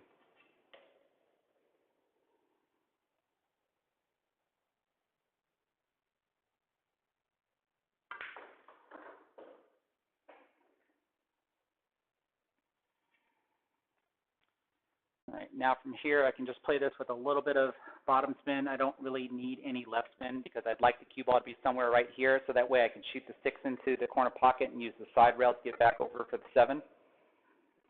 So I will already be on the correct side of the 6 ball shot line, which is why I don't want to use any left spin. Of course, there's nothing wrong if I was over here, because then I'd be back cutting the 6 ball and I could just stun the cue ball over. But I do like to use my rails. So this is with a little bit of bottom spin.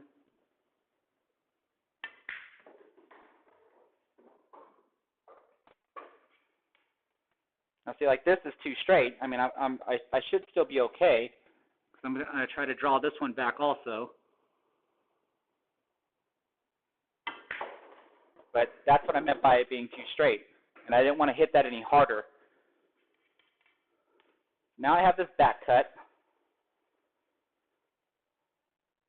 And it looks like my cue ball is probably going to go 2 rails, and I'm going to try to head up this way to play the 9 over here.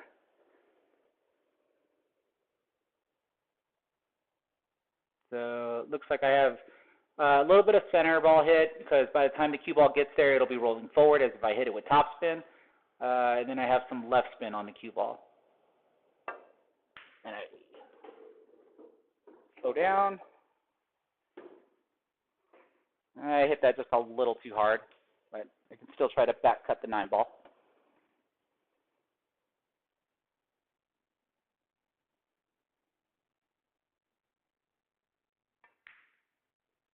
There we go. Is that 3 for 5 now? Oh. All right. What are we coming back to?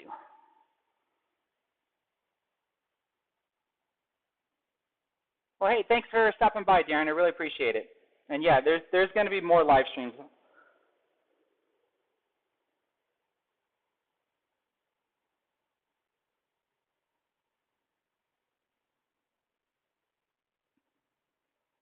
Get wrecked, Ghost.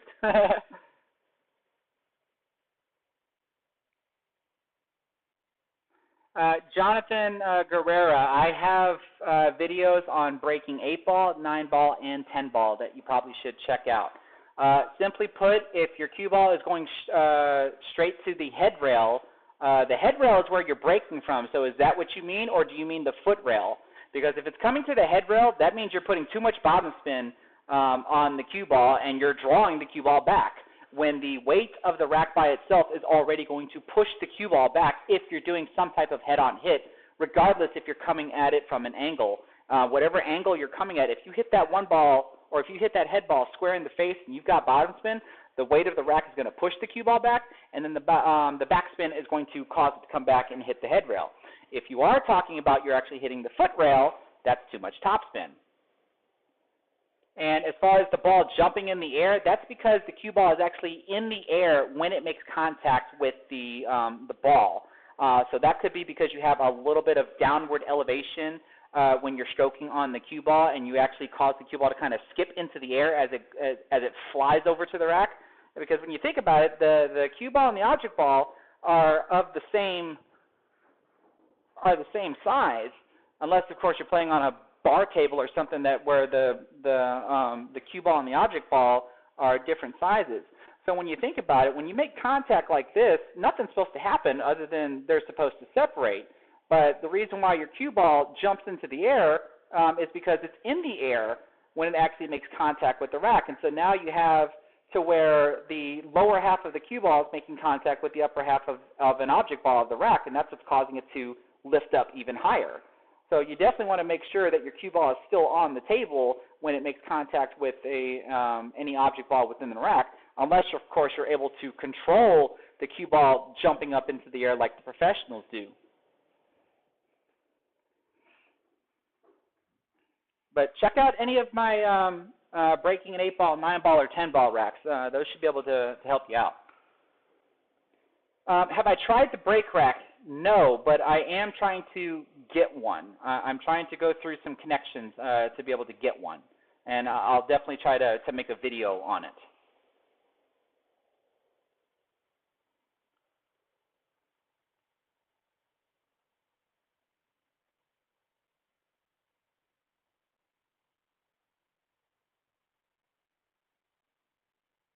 Oh yeah, Darren, I'm playing the Ghost. This is me kind of practicing for Bang Time Pool's virtual tournament, because I do have a match, my second match coming up this coming Friday. So I'm trying to be more relaxed at playing on a live stream.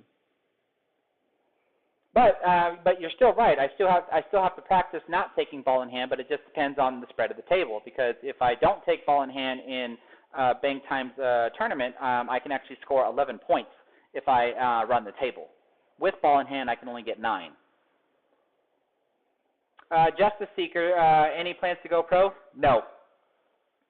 I have no ambitions on being a professional pool player. I'm just a professional software developer. Oh, no problem, Darren.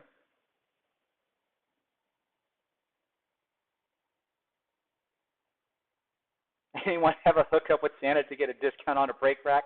Those things are expensive. That's why I'm trying to go through one of my connections. If push comes to shove, I'll eventually end up buying one.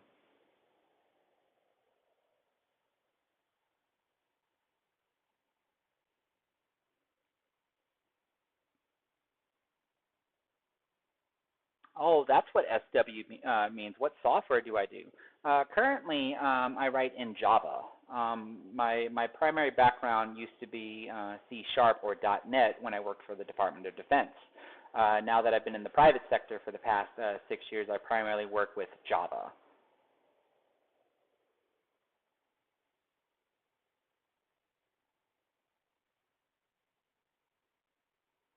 Jonathan, so if the cue ball is coming back to the head rail, that's because you have too much bottom spin on the cue ball. So if you're breaking 8-ball or 10-ball, you want to actually have just a touch of top spin, and I do mean just a touch of top spin on the cue ball. So when the weight of the rack pushes the cue ball back, the top spin fights against it and tries to land somewhere near the middle of the table. With a 9-ball rack is smaller, so therefore there's not as much weight behind the rack that can push the cue ball back. So you kind of want to have, a touch of bottom spin or maybe just a center ball hit when you're hitting a 9-ball rack. And that's when you're doing a head-on hit. If you're doing a cut break, that's different.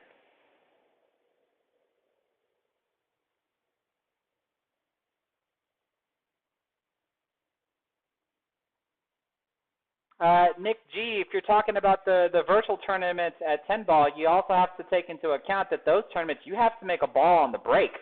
Otherwise, you score no points. So that's a little bit more difficult.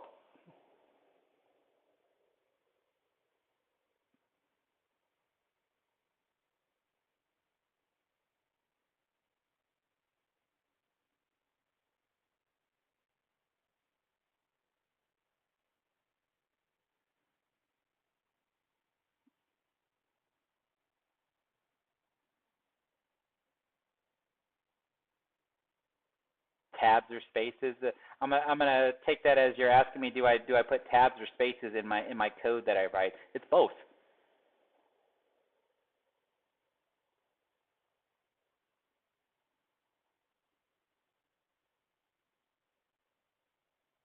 I appreciate that, Justice Seeker. That I could possibly be as good as a professional, but I just, with work and my normal life, managing YouTube and everything else that I manage, I just don't have the time to be able to devote to practice that much to become that good. And that's why I'm very satisfied with the way that I play, but I do try to play better. But I know well enough that just is going to take more time than if I were to try to devote 6 hours a day or 5 hours a day of just hard work practice. And that's what doing every type of mechanic, practicing jumping, practicing one-rail kicks, practicing two-rail kicks, practicing kick safeties, because these are all things that I actually don't practice enough. Like I can one-rail kick, but then I can also miss a one-rail kick. I can two-rail kick, but I can also miss a two-rail kick, because I've always had the idea to where I either kick to hit or I kick to make. I haven't been able to practice it enough to where I can kick to play safe. I think about it from time to time. But just not enough, and nor do I practice it enough to be able to execute it consistently.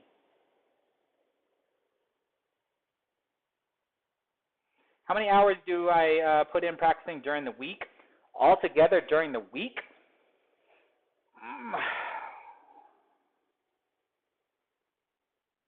I want to say maybe I want to say maybe 5 to 7 hours, because even league play, when I play league on Wednesdays, I would consider that to be practice. So maybe 5 to 7 hours a week, which is clearly not enough, but it is what it is.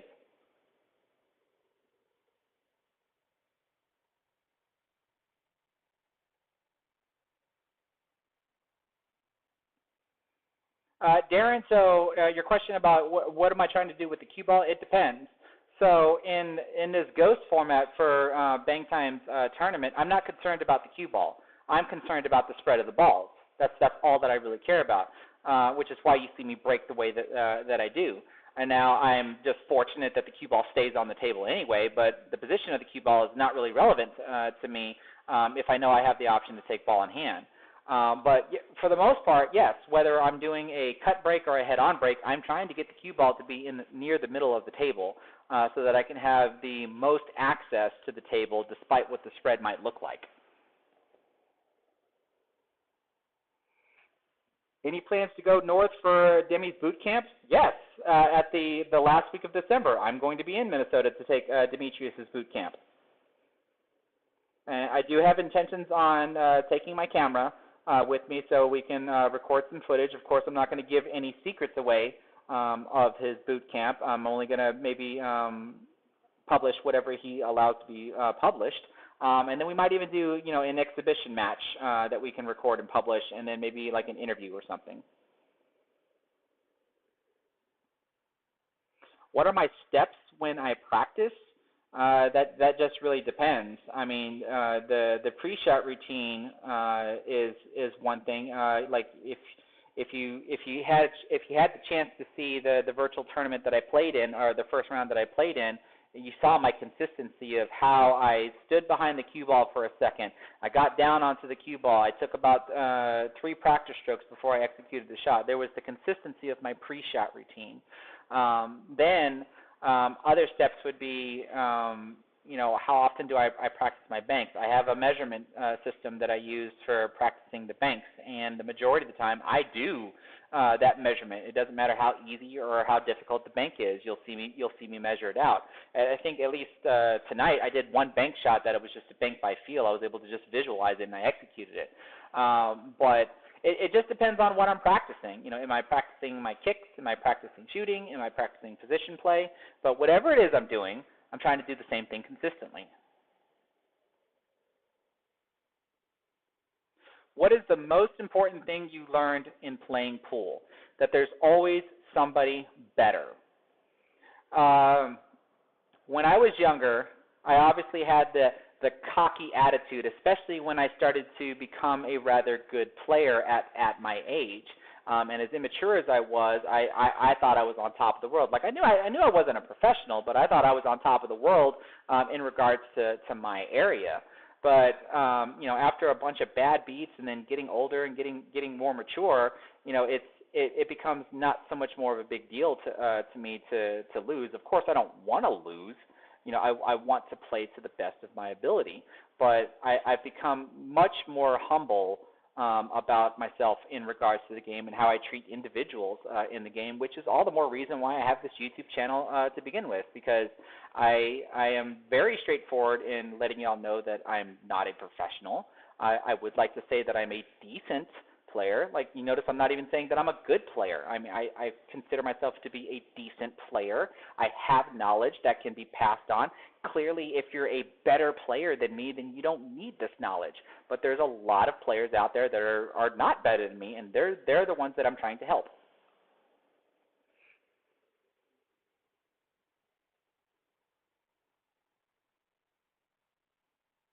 What are my thoughts on those projection training setups? Very expensive, but very worth it. Much better than using reinforcement labels, because it's just light being shined onto the table that you can pretty much program to do whatever the heck you want. So yeah, very expensive, but very worth it. But at the end of the day, do you need it? No. At the end of the day, do you need reinforcement labels? No, because you still just try to practice and you try to set up the same shots to be as close as possible, and then just keep on going with it. I am a software developer. I'm an IT guy, so I do try to be precise, and that's why I do use reinforcement labels on certain things, like in some of my videos, so that I know that I'm trying to do the same exact thing every single solitary time, because I'm reducing the amount of variables that can occur in a shot. Because the only variables that I control is where I hit the cue ball, how hard I hit the cue ball, and actually those two things. That's it. Where I'm hitting on the cue ball and how hard I'm hitting the cue ball. Those are the only two variables I'm in control of. If the variable is the condition of the table, the conditions of the balls, or the positions of the shot, I want to reduce those as much as possible, so that way I'm always practicing the same thing over and over again.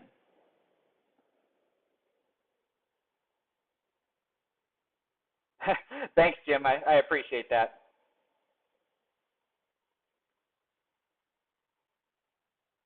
Hey, Marcus, how's it going?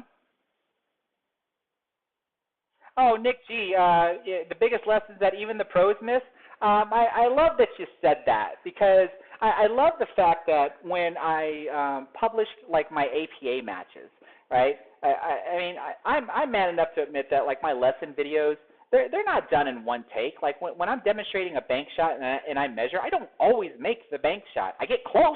I get really close. I mean, more than likely, I'm only going to miss by like half a diamond when I use my measurement system. And that's due to a variable that I don't even teach in my banking video. It's been over a year since I did my banking video, and I'm supposed to do a follow-up video that talks about the variables that I'm talking about. I just never sat down long enough to actually record everything and put it together. But when I get comments on my APA matches, and they're like, "There's no way that you're a 7, I'm a 5, and that I can beat you," blah blah blah, and I'm like, "Well, great. I mean, I'm glad that that you think that, or that I'm not any good, period, because I'm not a professional." And I'm just like, or I can't be a 7 because I miss. Like that's always the most funniest comment that I've ever read, because I miss easy shots. And there's that wonderful YouTube video of all the professionals missing all their easy shots. And if I want to use that same logic and reply back to that commenter and say, I guess pros aren't pros then, because they miss easy shots. It's just it's real stupid to really try to say like how good or how someone or how bad someone is. And that's why I typically don't like to boast about how good I possibly am, because if I do want to compare myself to a professional pool player, I'm not any good. A professional pool player is just going to run me over. Yeah, that's right, Ron. Right, we don't miss, right? I miss all the time. You saw me miss two times tonight so far.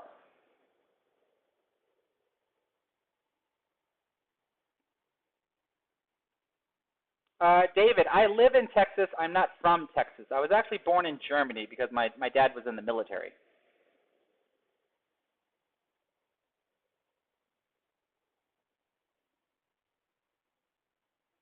Uh, Chevy 400. I don't know how much longer I'm going to stream. I'm having too much fun. Let's see here. How long have I been streaming? I've been streaming for almost 2 hours, and I'm just having a boatload of fun. I did mention like the moment this runs out of my earpiece runs out of power, that's probably when I'm going to cut the live stream off. But yeah, I'm actually not sure when I'm going to quit. And now that I'm looking at the time, I might actually stop in like 30 minutes because it'll be 11 o'clock, and I do have to start getting ready for bed and getting ready for work tomorrow. Corner 4 Billiards, what is up? Everybody, this is another YouTube channel that you should subscribe to, because he has a lot of drills on his channel that you might want to take into consideration in trying to help develop your game. So give his YouTube channel a look at. And of course, drop a subscription. Will we see you in the Moscone one day? No.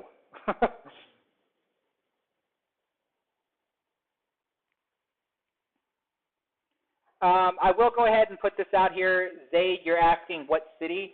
After working for the Department of Defense for 9 years, I am a little sensitive about my private information, so I will not go to that bit of detail. It has nothing to do with like because of who I am and I think I'm someone special. It's just because I think private information should be private. So I'm fine with saying Texas. I'm fine with saying Central Texas, but I won't go any finer than that.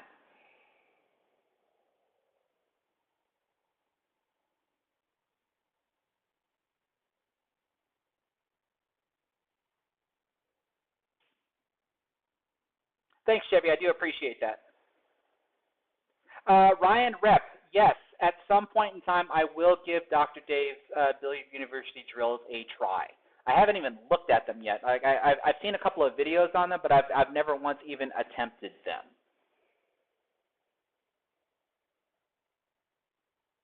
Any plans to travel for tournaments?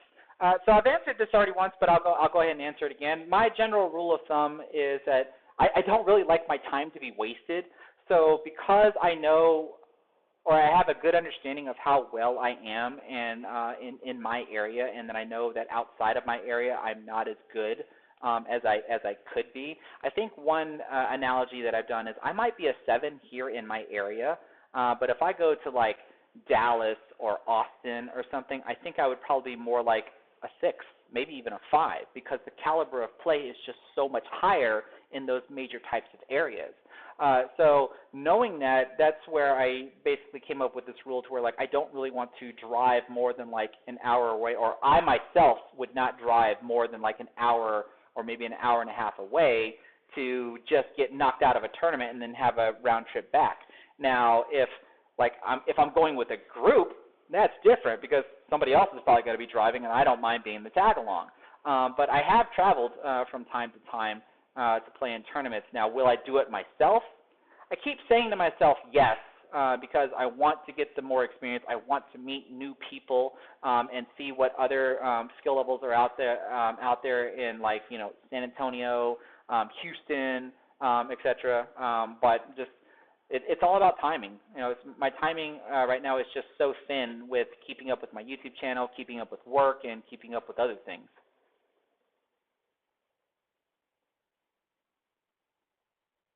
Tim Crumley, you could not have said that any better. The APA rankings vary by location. I've had people my pool coaching lessons video where someone sends me a video to review, and I try to analyze their game and try to pick out any bad habits that I see in their form and offer them different types of pattern selections as to why they should play the run out this way versus that way, et cetera, et cetera. People will rudely comment saying, there's no way this person's a skill level 4, there's no way this is a skill level 5, and they would say, like, my skill level 3, our skill level 3s would just roll them over. And I try to give them the analogy for them to understand that if you're the best player in a community of 3s and 4s, that you're probably going to be looked at as the 6 or the 7. But if you're the best player in a community of 6s and 7s, you're going to be the same exact rank, but you're going to be the better player. And so trying to compare APA skill levels from one region to another is just not a fair comparison. That's what the Fargo rating is supposed to do, because the Fargo rating is supposed to be the same across the country.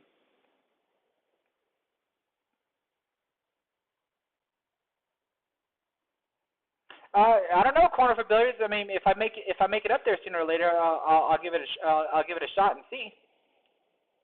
I mean, that's why I've said before, like, my goal is not to be a professional, but my goal is to have the ability to compete. So when I do go outside of my area, I want to make sure that I have the ability to compete and not just go 2 and out because of the caliber players that are in the tournament. To me, that just becomes a waste of time.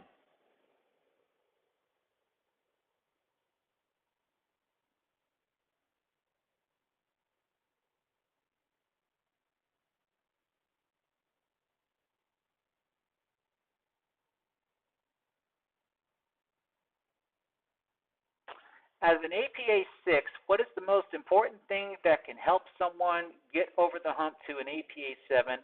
What helps you make a 7? I just want to say practice, right? Now, let me try to give you a better answer than that. I do want to say that you do have to be aware of what you are capable of doing and what you're not capable of doing. As a higher ranking player, there is the notion that you just want to go for the glory, especially if you can go out with a victory with some flair to your game, especially if you end up being up against a lower ranking player, like a 6 versus a 5 or a 6 versus a 4. There's the notion that when you're playing up against a lower ranking player, you don't play as hard, right? Because you feel confident and probably cocky and arrogant would be the correct words to say, that you're going to win, so you don't try as hard. So one thing that I've done was I've eliminated that attitude. If I'm playing someone that's of lower skill level than me, I'm playing them like they're a skill level higher than me. And I'm trying to destroy them.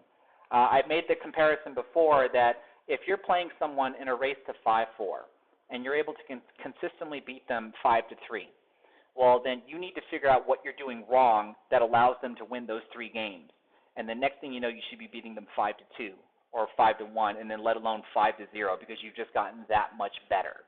And so to become a 6, that's probably, or to become a 7 from a 6, that's probably the mental attitude that I would suggest changing, and just making sure that you're always playing within the realms of your capability. You're practicing what you cannot do, but when you're playing in your league, you play with what you are capable of doing.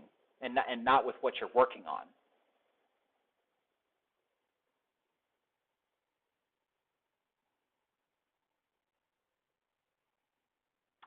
Corey or nine ball, Charivari versus me. I'm man enough to admit that I think Charivari would take me. I'm pretty sure he has the upper edge. I can compete with him. I'm not saying that I can't beat him, but I think in the long run, I think he would have the upper edge.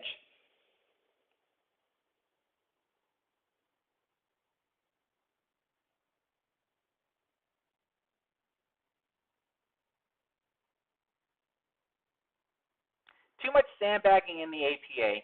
I mean, that's not the APA's fault, right? I mean, you might say that it's the APA's fault because the exploitation is there and they haven't figured out a way to remove it. But sandbagging exists because a player chooses to sandbag, and that basically puts a bad reputation on the game. It has nothing to do with APA. When people say that APA sucks because of sandbagging, that's not the way that I would advise that you look at it. Look at the players that are doing it, not the organization.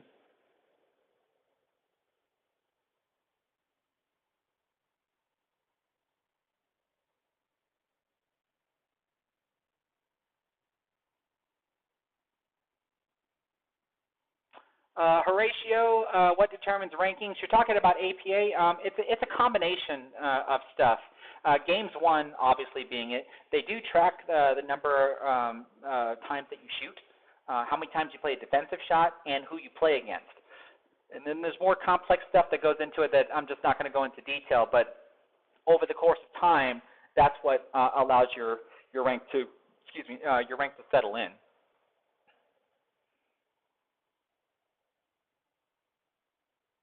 No, it's not that it's top secret, Tim. There's already plenty of information out there.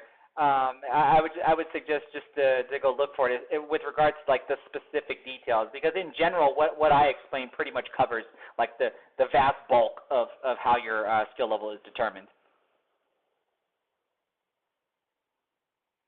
What is meant by sandbagging in APA?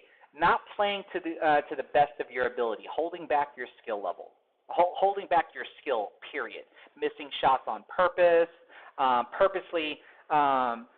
You can control the cue ball enough to where you can make it look like you're trying to make a shot, but then purposely cause the cue ball to scratch.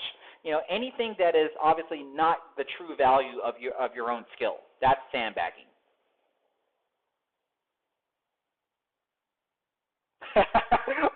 What food do you eat to get better at pool? Pizza, beer, and hamburgers, right? And chicken wings.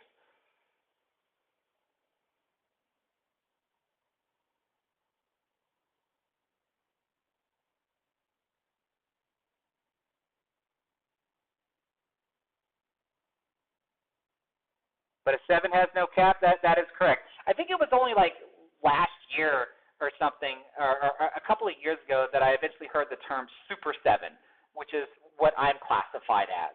Because there's 7, and then there's like 7, and then there's all that stuff that's in the middle when it comes to 8 ball. That's why at least with 9 ball APA that there's a skill level 7, then there's a skill level 8, and then there's a skill level 9. And even in 9 ball, it's the same thing. There's skill level 9, and then there's skill level 9. Mr. Edit 1, that is my opponent for this coming Friday. He also has an awesome YouTube channel, so be sure to drop by him and give him a subscription.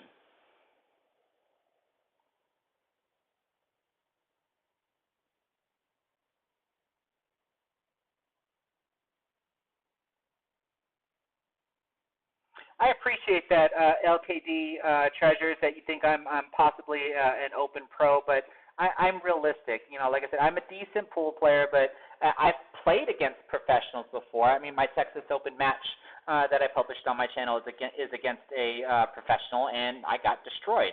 But I have played against Justin Bergman before, and I lost to him 9-5. I was happy to get 5 matches or 5 games in against a 2-time Mosconi Cup member. But I also define a pro, a professional, is someone that attempts to make a living at what they're a professional at. So that's why I don't call myself a professional pool player. I'm a professional software developer because that's how I make my living.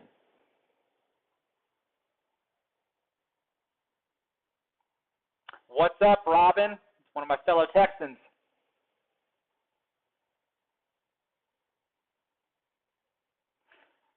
Daniel Stump, what is pool? Pool is a beautiful game played by ugly people.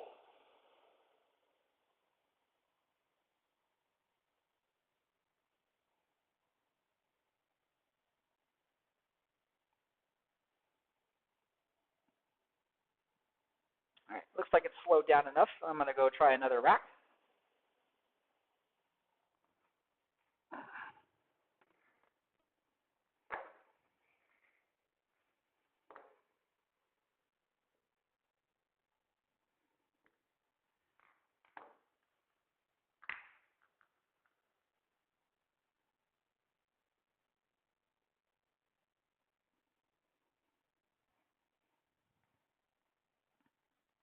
All right, let's see here. Let's see if I can get a spread where I don't need ball in hand.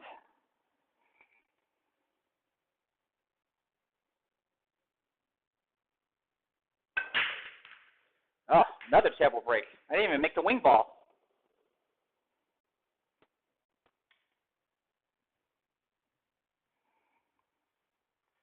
All right, I will attempt no ball in hand here.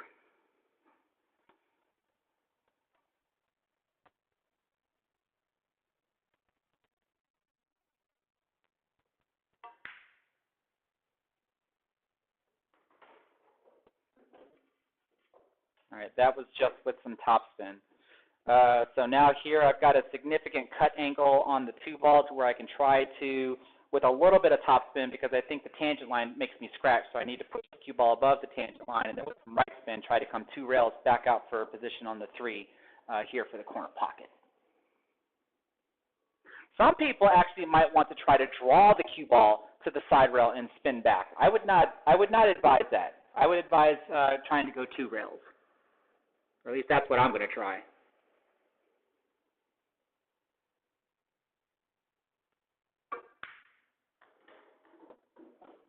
We'll kiss off the 6. A little too much kiss off the 6. All right. Cover your ears, folks. This might be pretty loud. And looks like I might be blocking the camera. So let's see what happens. Oh, I'm going to have to dart this one. I can't reach it. Or maybe I can. I do have one foot on the floor, and I can't reach it. So let's try this. I've done this before. This is a lot of fun.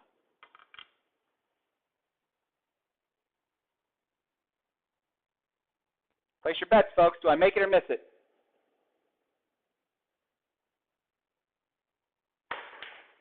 Well, I hit it, but no luck.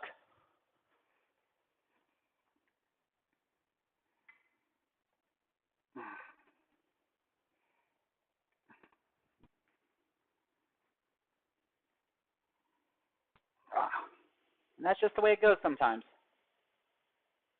Didn't hit the last shot hard enough, and I didn't make it around the 6th.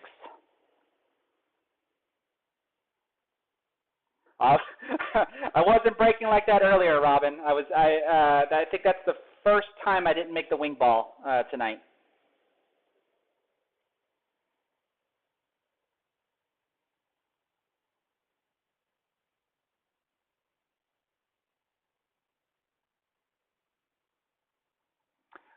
What drill helped you improve the most? So I can say this because I've been waiting to do something for a question like that. Is my personal opinion on drills is I don't particularly like them. In regards to if it's a drill that is of a specific pattern that you're supposed to be able to solve. I prefer drills that allows you to work on a specific mechanic in the game, whether it's banking or whether you're trying to practice bottom outside spin or bottom inside spin or kick shots or something to where you're taking a single mechanic and trying to constantly work on it over and over again, and not this 1 in a million pattern layout that you're more than likely never going to see in a game. But if you solve that pattern drill, to me, I would call it more of a challenge than I would a drill. And if you solve that, great.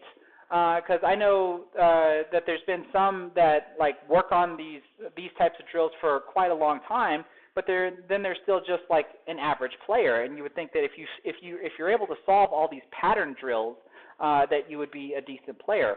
Sometimes you can say yes, but other times I've seen that that's just not it. Because if that pattern drill doesn't allow you to practice a kick or practice a bank or practice, whatever, then the drill doesn't do anything for you except for that specific pattern layout. And that's the reason why I don't like to do those types of drills.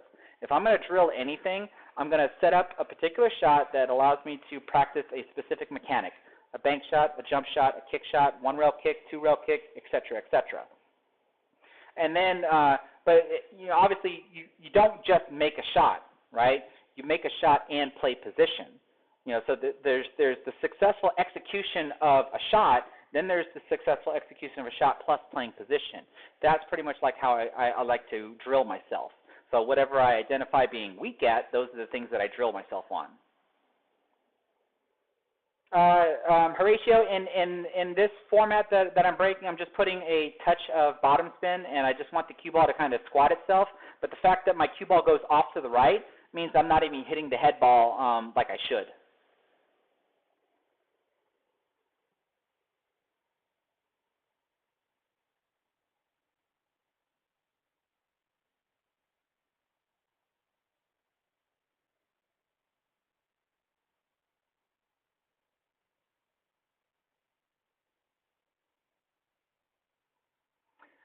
I've been doing the straight in shot corner to corner on my 9-foot. Helped expose my Q-tip is slightly left and squirts to the right. 90% of misses. Yeah, I actually have intentions on making a straight in drill thing, because there's 3 different mechanics that you can practice when you're doing a straight in shot, because there's only 3 things your cue ball can do.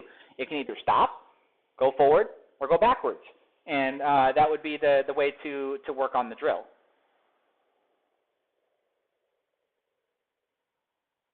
Any unboxing videos coming? I did one a while back with some raffle prizes that I had won, but I don't have anything as of recent to unbox. I order a lot of stuff off of Amazon from time to time. I can make unboxing videos of those, but they probably won't be pool related.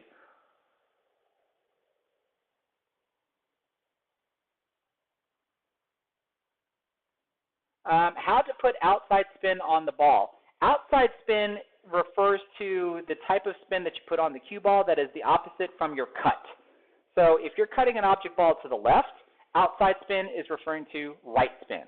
But if you're cutting a ball to the right, outside spin is left spin. And so when you hear the term inside spin, that is putting spin on the cue ball that is in the direction of the cut. So if it's a cut to the left, left spin is inside spin. If it's a cut to the right, right spin is inside spin.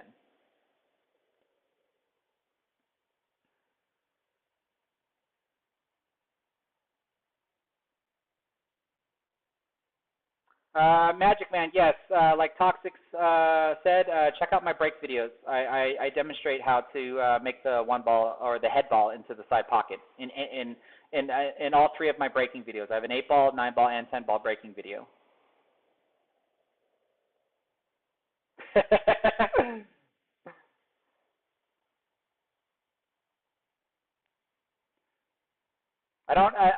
I don't have anything inappropriate that I order off of Amazon bang time.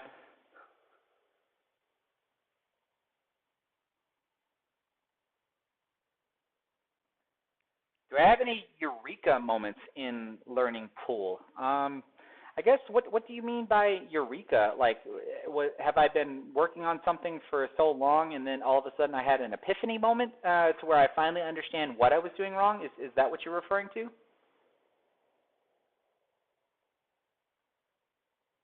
Because I have memorable moments in pool.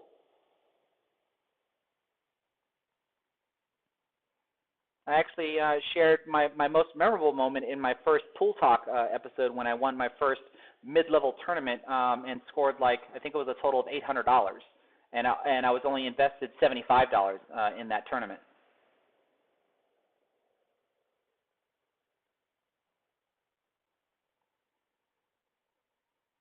Commentator JR, I know that Bang Time Pool is looking at doing a streaming league type of thing.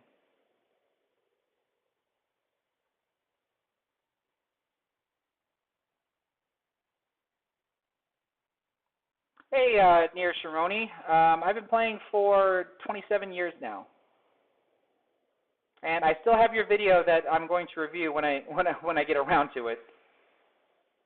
I said I think I currently have 6 videos to review, and then I think I have 7 for me, Nate, and Demetrius to review.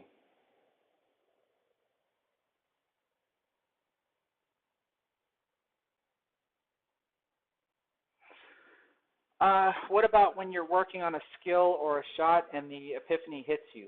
Okay, so I can attempt to do this. We can try to do a live lesson here, even though I can't do a GoPro type thing, like the jump shot that you just saw me do. So at least what I'm going to try to do here, I obviously cannot witness what you're witnessing in real time. I have found that when I used to jump, so hopefully you're going to be able to see this. I found out that I was actually not jumping appropriately, I think is the word that I want to say. So what I used to do when I jump, hopefully you can see this from the camera angle, is that my tip would be pretty much right here. And where my tip is right here is actually center ball if I was down here like this. So I would aim center ball like if I'm going, like if the 7 ball was not there, and then when I elevate, my tip stays there. And then I'd wonder why sometimes I can't get the cue ball to jump into the air. Sometimes it would and sometimes it wouldn't. And then I finally had an epiphany moment to where not to place, like I can still aim here when I'm aiming, but when I come up on the cue ball, I don't leave my tip there because in reality, the center of the cue ball is now right here from this elevated viewpoint.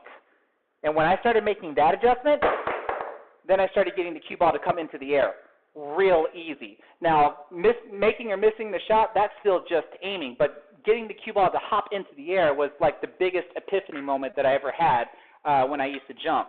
And now I can actually jump rather well after finally having that moment. So I would get down and aim like the ball's not even there, but when I start elevating my cue, I don't leave my tip at center cue ball. I move it to center cue ball from my elevated viewpoint.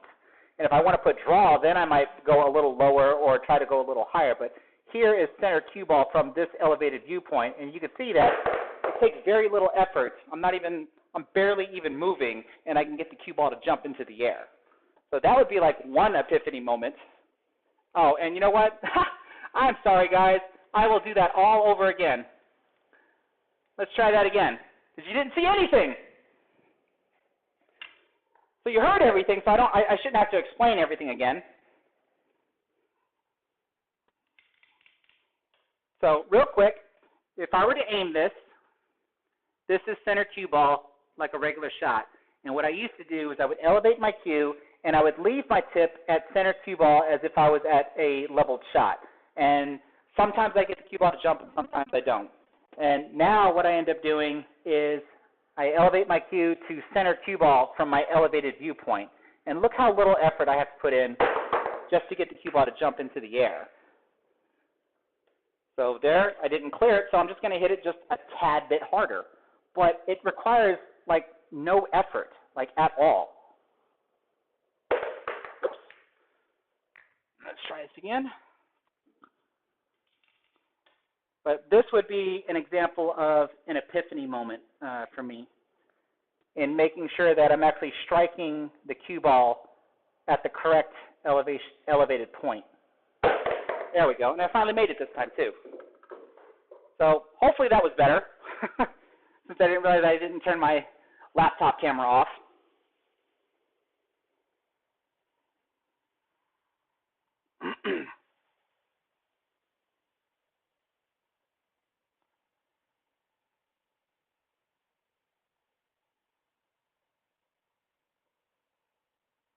with a random picture of my wall. I'm not sure what you mean by that, Collins.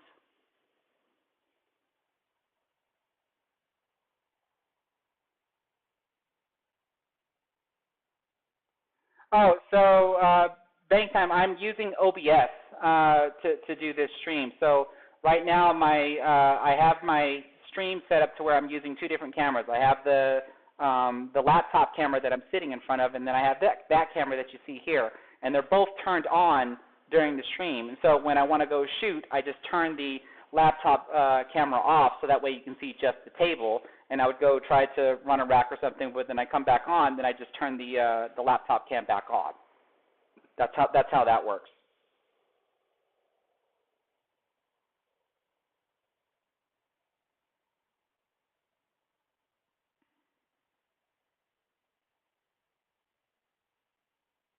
Oh, when I'm not on camera, it's just my wall. Okay, I got you. Yeah, I didn't realize that I forgot to turn off the laptop cam when I did the first demonstration. So hopefully the second demonstration made more sense. So I'm glad that's going to be on live stream. Is me making a goof like that.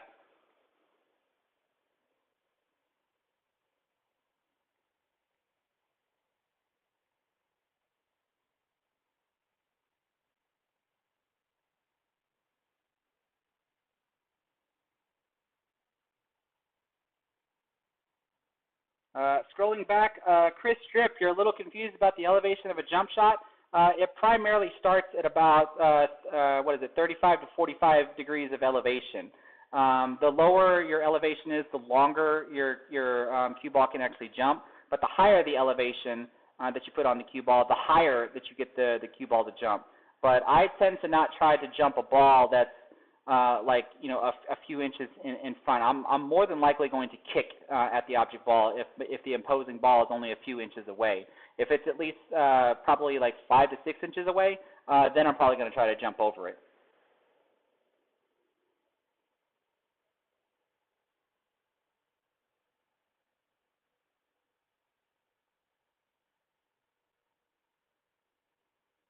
Make a challenge so we can start a community, Little Chris pull practice. What do you think? I mean, I've done challenges before in a giveaway, which reminds me. I'll be right back. If y'all happen to watch my unboxing video, I did show that I have a cue that I'm trying to give away.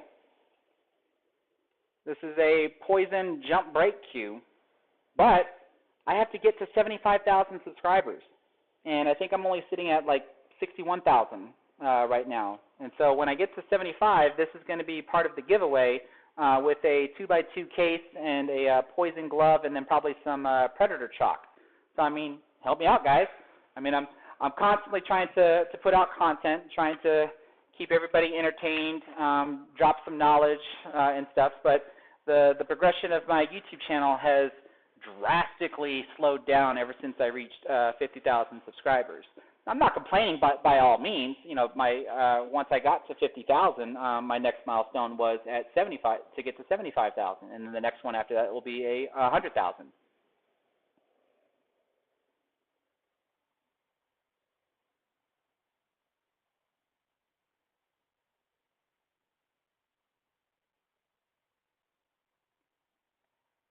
LKD treasures, I mean, the pool halls not allowing it, I mean, the pool halls that I grew up in didn't allow it either.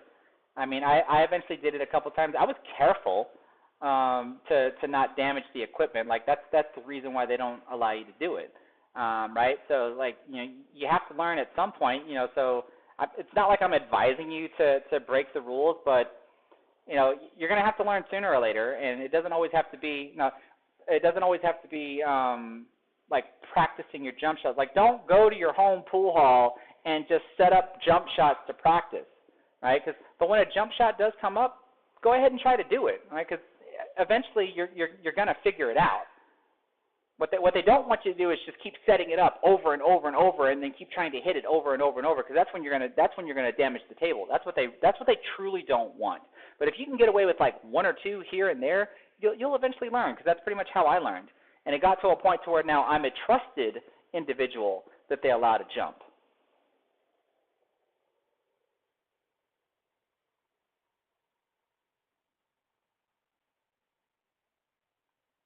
The $1 million question.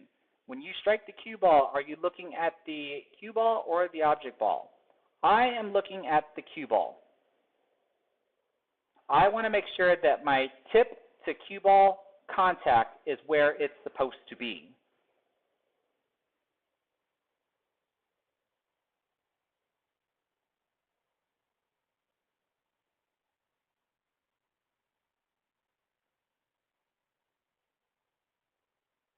What are the top essential tools in your bag that you use prior to any match practice sessions? Are you referring to actual physical tools, or are you trying to say how do I mentally prepare for a match? What camera is this? That's just a Logitech C920 that I'm using to capture the entire table.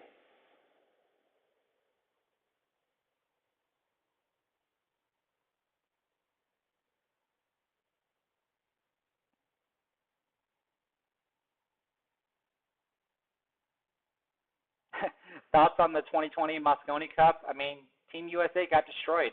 I mean, it was an 11-3 victory for Team Europe.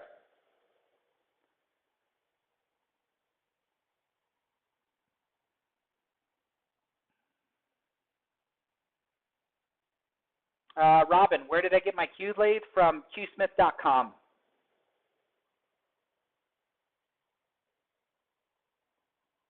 What's your favorite pool memory? I have a lot of them.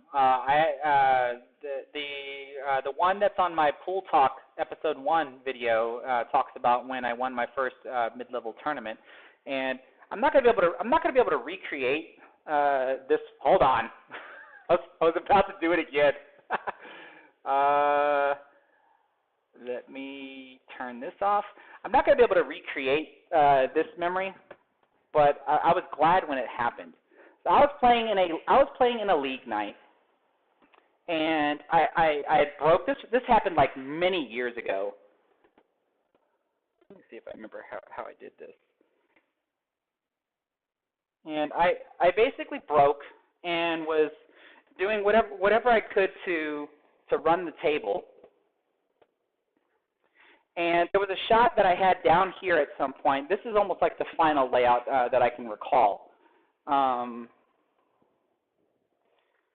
like I said, this is 8-ball, mind you.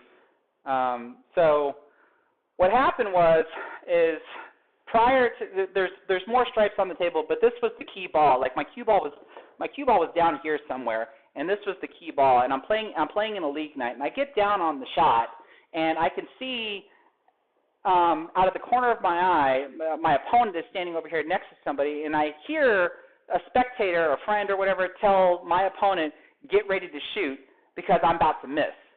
And I actually stood up and just stared straight at the person when they said that, got down and nailed this bank shot all the way over to here, proceeded to run the rest of the table until I got to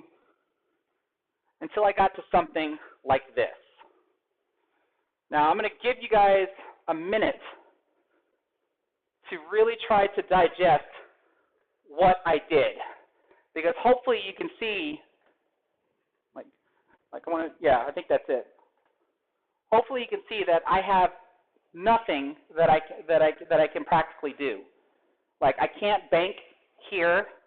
I think the 2-rail bank over here is non-existent. I can't obviously cut to the side. I can't go straight to the corner. I can't go straight to that corner. What do y'all think that I did? I'm going to give y'all a couple of seconds. Because I guarantee you're not going to believe what I came up with. Kick to the side? No, that wasn't it.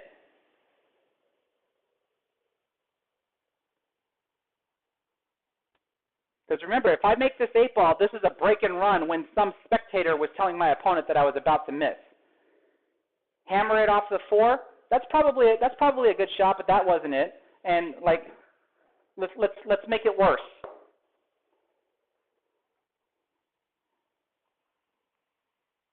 Three rails, that wasn't it.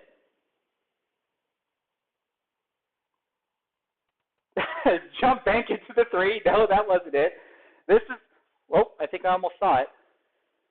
Oh, no, play rail first, Karen? No, that's not what I did. This is what I did, y'all. You're not going to believe it. So first of all, I call side pocket. So can y'all start visioning like how I might have gotten it there? Now, mind you, the layout is not exactly the way that I remember, but you'll get the idea. Because what I had done was I hit the 8 ball. The 8 ball caroms off of the 5, caroms off of the 6, and then banks over here into the side pocket. And the moment the 8 ball actually fell, like my team goes nuts. And when the ball just fell in, all I did was just point my stick at the person that was like, get ready to shoot because he was about to miss. And I was like, yeah, who's about to miss? That was something that I would obviously never be able to repeat. But it was a double carom bank into the cross side pocket. If I had to remember correctly, I mean, that had to have been like, oh my gosh, maybe 15 years ago. No, I called it. No, that was a called shot. I called it into the cross-side pocket and had every intention of it caroming off the 2 balls.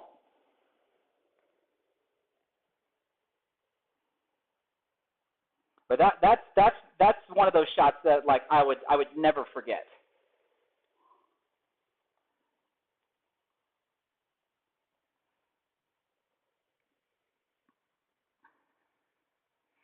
And then I've had a couple of shots where it's like that again. Because one thing I can say that allows me to come up with goofy shots is that I've tried goofy shots before. To where if you have the understanding of how the balls react off of one another, you have the understanding of the tangent lines, you have the understanding of what speed and spin do to balls when they come off of rails, et cetera, you're able to come up with goofy stuff like that. To where you have an idea of if I hit here, the ball should go, A, B, and C. Now the question is can you hit it just right for it to happen? And then you find out that when you hit it, you missed, but you missed by very little. That means the shot's possible. And that's the other reason why I would say that when you miss a shot, you don't just dismiss the shot. Because you end up finding out that the ball that you were going for in the pocket that you were intending on going for, it looks like it was possible for it to fall into a different pocket, and you just discovered another shot that didn't even cross your mind because you were trying to do something else. And you have to remember that, because the next time that shot comes up, you now know you have 2 options, the one that you were trying to go for that you missed, and the one that just magically appeared in front of you. And then you end up trying to practice that shot until you get it. Favorite pool player that I idolize? I mean, all of them, right? I mean, they're all great. They're all great and wonderful in their own aspects. Do I have a top favorite? I mean, because they're all great in their own unique ways, right? So it's not like I would look at any one of them as like a role model or anything. But every one of them, they all have something that makes them who they are, and that's despite their personality. I'm just talking about what they're able to execute on the table. Would I play it that way now? Yeah, I mean, I would. Dirk Ridley, I would play the shot the same way if I end up having the same thing, because to this day I still play shots like that when there's absolutely nothing obvious. I look for something that's completely out of the obvious, and I see that it's relatively possible, and I go for it. As long as I can see that it's relatively possible. Every now and again, I still come across a shot like there's just absolutely nothing, so I'll play some sort of safety. Like I can't come up with anything, and then I just play a safety.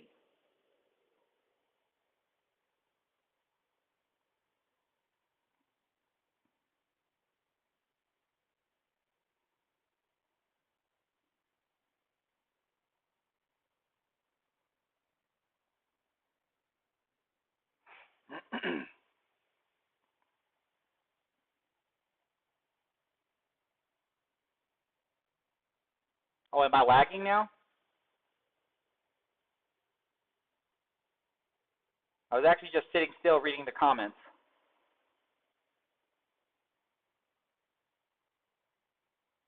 Here, let's go try another rack.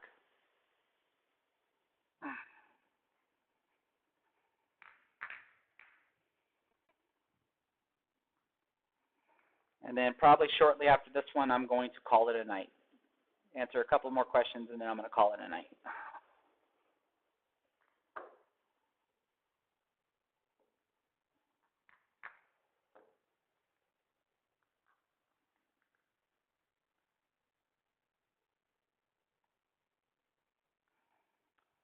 But next time, if I happen to see any of my APA League members in the chat, you can ask any one of them, like the goofy shots that I come up with, even the goofy shots I have them do in league, no less. Like during a timeout when they don't have anything, and I give them something that's completely out of their skill level, and they don't even see what I'm talking about. And I'm like, just trust me, just do this.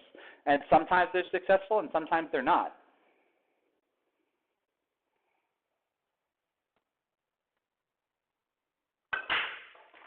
There we go. There's the wing ball.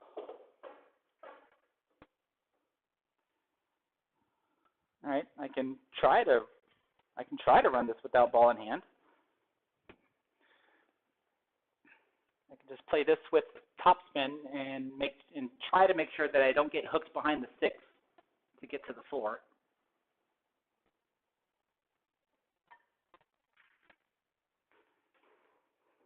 So if y'all see the path that I'm talking about, if I hit that too much harder, I get hooked behind the 6. So I think here the natural roll of the cue ball, so this is going to be a center ball hit. By the time the cue ball gets there, it'll have a little bit of topspin, but the angle that it's going to come off is naturally going to get me position on the 5 ball. Unless, of course, I miss. And so see, no side spin on that shot at all.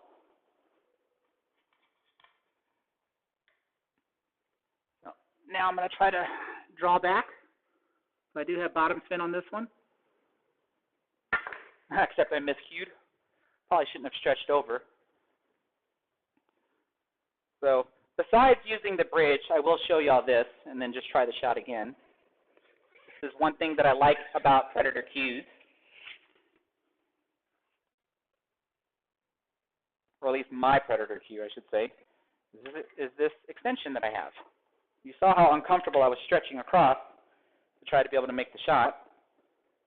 So I have this extension that allows me to better reach the shot, and I feel a little bit more comfortable, because the reason why I miscued is because my elbow dipped at the last second. But at least with the extension, I don't have to do that.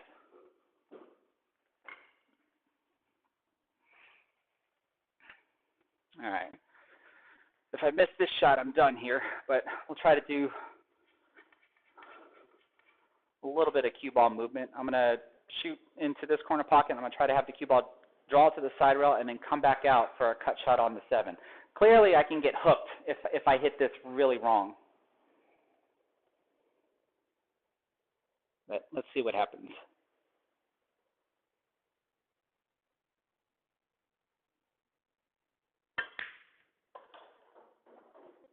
And I didn't draw in enough. Oh well.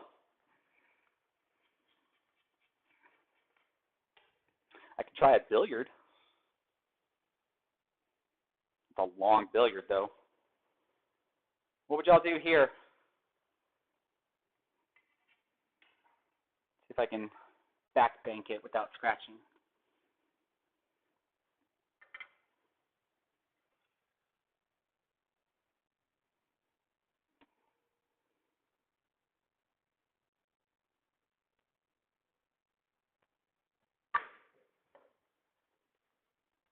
Legs! Legs! There we go.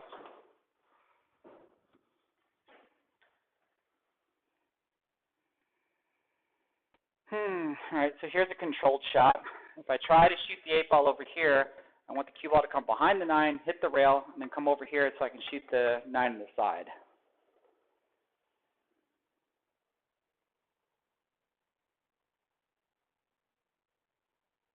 And I have a little bit of right spin on the cue ball to kill it off of the rail.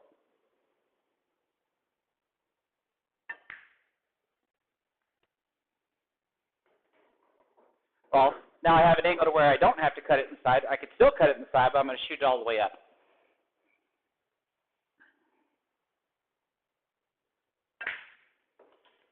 And there you go. Oh,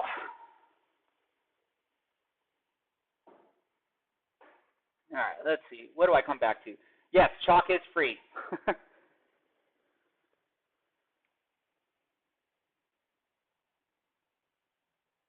Oh, that's a good question. Do I have any? Yeah, so I don't have any dropped frames on OBS. So if there's any lag, you might need to refresh.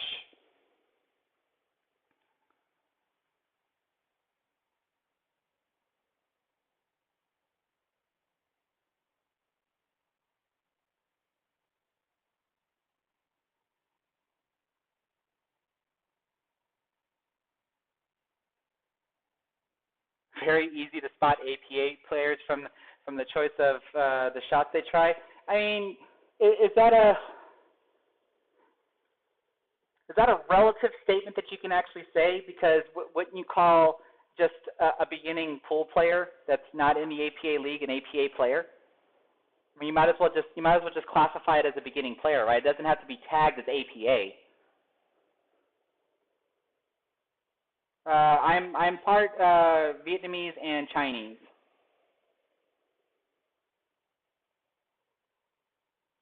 Spicy tuna. That actually sounds like really good for a roll right now. What's my favorite game? I mean, right now I probably would say 9-ball. I have much more respect for 8-ball these past couple of years now, especially playing so much of it in APA League now, because I like the idea of this is what I like about how people don't like you have to play what you make, because that's the APA rule unless you make both a solid and a stripe.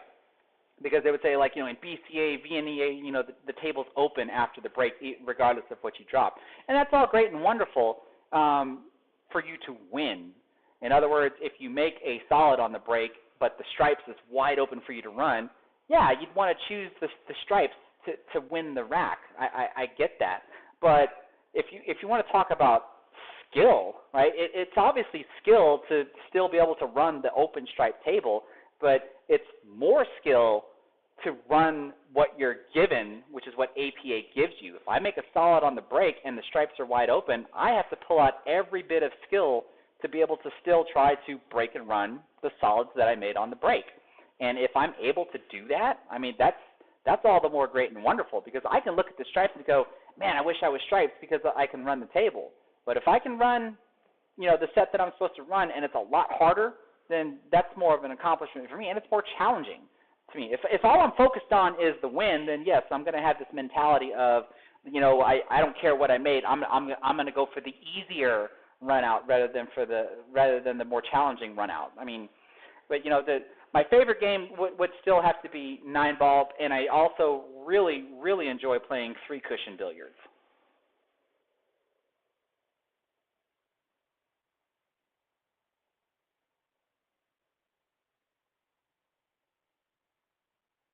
Amateur stroke, that is actually a really, really true statement. That, even like players like myself, I'll, instead of taking one shot, I'll take a really crazy shot, especially if there can be the easy shot, but the easy shot doesn't grant you position on the next ball. And there could be the crazy shot. And the crazy shot actually does grant you position on the next ball. So you're really trying to weigh your percentages on which one you actually want to do, depending upon what's the game plan on what you're trying to do. Are you trying to run the table? And because at least if you play the easy shot and you don't have the best of position, you're still out of line. And every shot you're trying to get back in line, so that way you're just like floating the cue ball across the table, and your run out just looks really, really easy. But if you're having to shoot one hard shot after the other because you chose the easier shot to make, but it's the harder shot to get position on, then at some point in time you're going to miss, right? You're just shooting all these hard shots one after the other when you really want to shoot a bunch of easy shots one after the other. So there are times where, like, even though there's this obvious shot that I can do, but the position on the next ball is not the greatest thing, then I'll choose like the next hardest shot because it gives me easier position, and then the rest is just smooth sailing after that.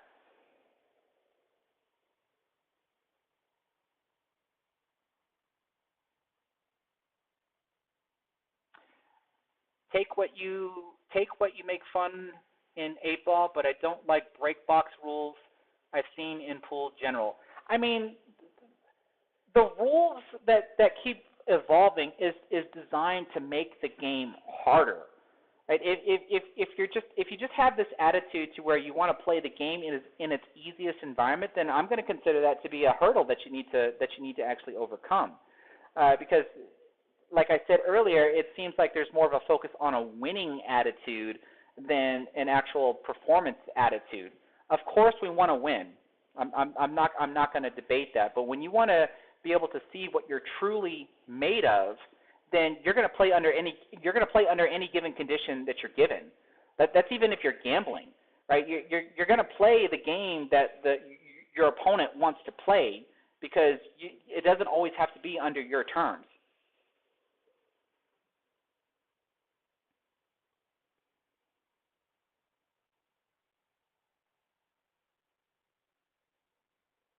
I mean, yeah, I'm fine with the call shots, but again, we're talking about trying to appeal to people that you want to get interested in the sport. You can't sit there and try to argue that the sport is dying and we want the sport to grow if we don't have an entry point for people to be able to come into play. And that's why the slop shots exist in APA, because there are people at that level. You can't just ask them to come in and they're trying to learn how to play pool and say, yeah, tell me what pocket you're making the ball in. Like, I think that's being just a little too harsh on the absolute beginner. But I mean, I do agree that call shots is still going to be the best format, but you have to have a starting point.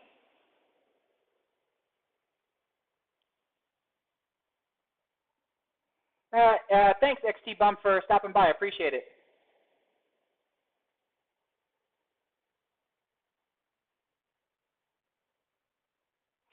Taylor Made, with your comment about yet struggle to improve at all, I don't really care what your skill level is. I'm still going to boil that down to what is it that you're actually practicing. Earlier in the stream, I had mentioned this about when you're practicing, are you truly actually practicing? Meaning that are you actually learning from the mistakes that you're actually doing on the table, or are you just dismissing them and then you just keep on shooting? Because anytime you make a mistake on the table, you should be learning what caused that mistake other than you missed. Right? There's more than that reason that you missed. You misaimed, you didn't hit the cue ball where you were supposed to hit it, and it squirted or it swerved or something. There's always multiple reasons why you made a mistake, and do you identify what all those reasons are and then try to fix them? Because that's what I would consider to be practicing. If you're just banging balls around and as time goes by you're getting better and better banging the balls around, you're going to hit a plateau because you're not identifying where your flaws are and how you're actually trying to fix them. Because I don't consider banging balls around and eventually to the point where you can run a lot of racks, but when you make a mistake and lose the game, you don't understand why you lost the game. And that ends up being your plateau.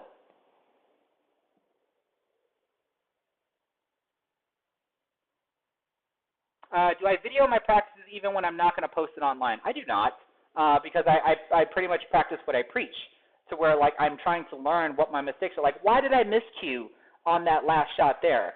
Obviously because I was stretched over, I was gripped, I had the butt of my cue gripped all the way, and the reason why I miscued is because my tip dipped down at the last second before I contacted the cue ball and scooped the cue ball off the table. I know that.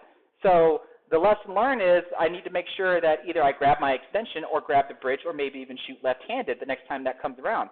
Now, do I always miscue when I stretch like that? No. So that's why sometimes I'm comfortable still stretching out like that and just shooting the ball. But I know what the problem is and I know how to fix it.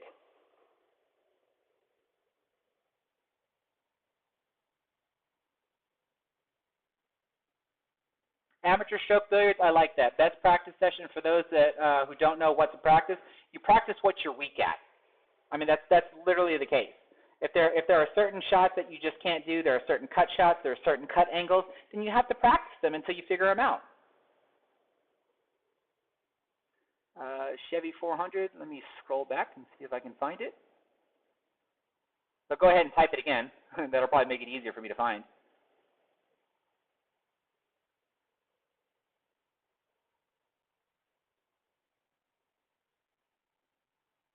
Oh, well, does that mean I have to play 8 ball in order to do it? 'Cause clearly, if I'm shooting 9 ball and I miss the 2 ball, I still have to shoot the 2 ball.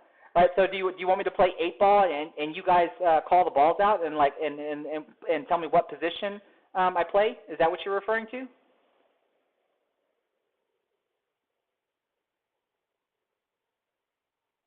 Am I going to the Super Billiards Expo? I don't even know what that is, so I'm going to say no. And Chevy 400, yeah, I mean that's something I could probably do for another live stream. Clearly, I'm not going to do it tonight. I'm already 30 minutes over what I said I was going to stay online for because this is just too much fun.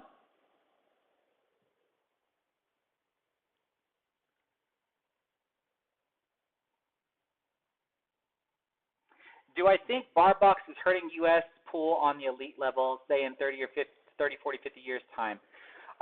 So no. I said it before in on the Pool Player podcast. Do go and check that out. I had the privilege of being interviewed for the Pool Player podcast, and there are lots of other professional pool players and even industry leaders that were interviewed on that channel as that channel continues to grow. I'm also going to give a plug to like MN Pool Boot Camp. That's Demetrius's YouTube channel. Subscribe to it, and the Cue It Up podcast, which is Nate's YouTube channel, because these are individuals that I work with. I think it's as much pool as possible. That's what we should be doing, right? And I said before about our professional pool players are what makes the game great because they can do things that we can't, right? That's why they're so good. But the problem that I had mentioned in my interview is that we don't have, in my opinion, a high enough turnover rate to where we see all these great pool players that come about. At one point in time, it was all about Earl Strickland and Efren Reyes, and then you could still name a bunch of people: Buddy Hall, Alan Hopkins, Jeanette Lee. Start naming the women: Jeanette Lee, Kelly Fisher, Allison Fisher. You start naming them, but then how long did it take before you started hearing new bunches of names? And when those new bunches of names come in, how long do they last before you start hearing something else? I don't think the turnover rate of popular players is fast enough for us to be as popular as we would think we would want to be. So I just think that if there's pool to be played, it shouldn't matter what the size of the table is on. We can all agree that playing on a 7-foot table is easier than playing on an 8-foot table, and playing on an 8-foot table is easier than playing on a 9-foot table. There's no disputing that. But it doesn't have to be that you have to make pool popular by playing in the hardest condition possible and seeing how great people can play in the hardest condition possible. I think it just needs to have its exposure. But it also needs to have the backing of individuals as well. So that's why I said the comment before about don't hate APA because of the way the APA is structured, and people exploit the sandbagging aspects of APA. Hate on the people that do the sandbagging instead of the actual APA league.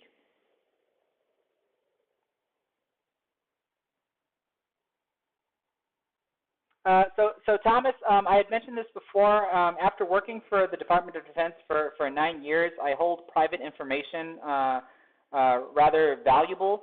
It has nothing to do with me like I'm somebody that you don't need to really know about. It's just I hold my private information to be valuable. So I have no problem saying that I live in Central Texas and stuff like that, but I just won't go any deeper than that.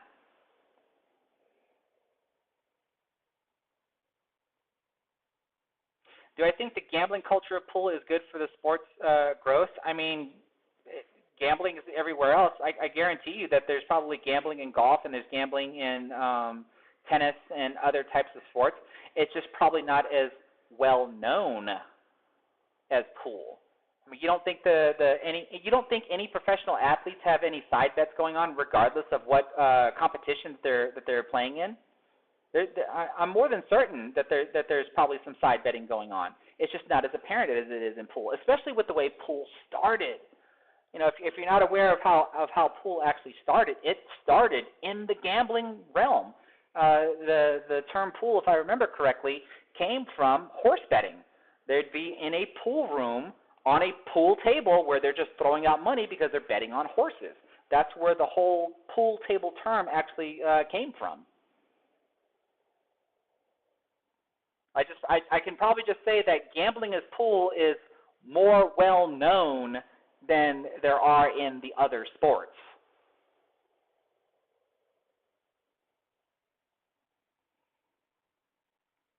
Todd, I do know that I think some I don't know if they still do this, but some college universities they have pool clubs. Like it's not like it's a pool class, but they do have pool clubs.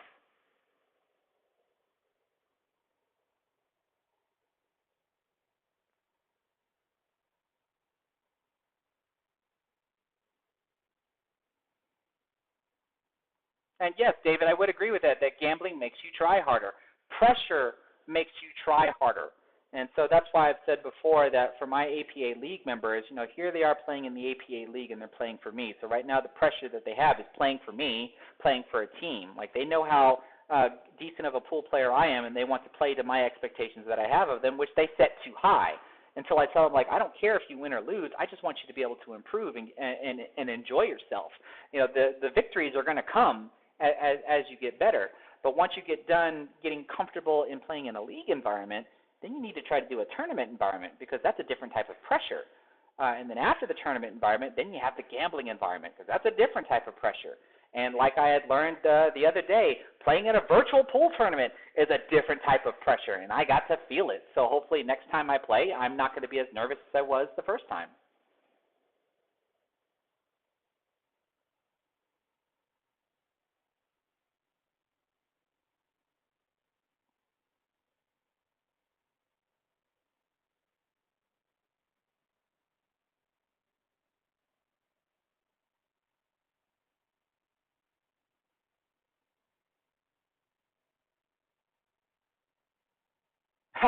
Sure, Barry. Is that just at your local area that you're referring to, or if you were to travel outside your area, would you be able to find a gambling game? Because I have the sense that it's just your local area, because that's what it's like around here. There's only a select few individuals within my area, and we all just gamble each other.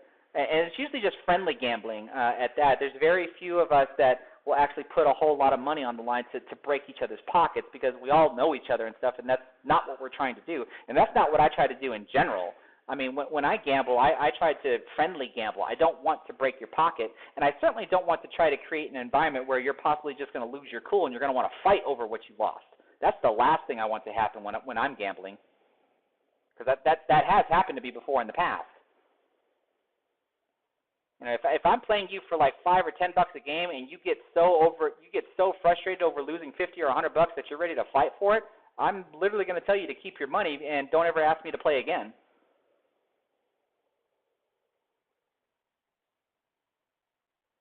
It was like that when you were was that when you came here for Derby City?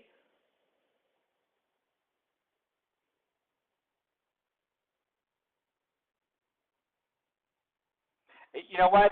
Based on Mark B's comment there, Sheriff Very, I'm just going to throw an invitation at it. What do you think about sometime we do like maybe a Zoom meeting or a Google Hangout call or whatever, and we just chit chat for everybody to listen to us, and we just go back and forth at it for a bit. What do you say to that? I don't know when, but like, would you be up for something like that?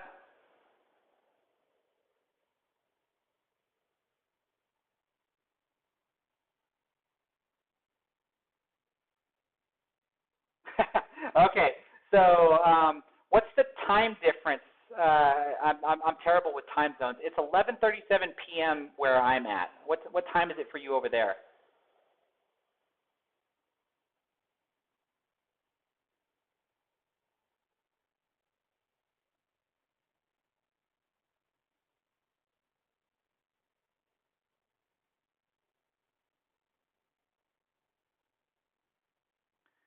6:37. So you are 7 hours ahead of me.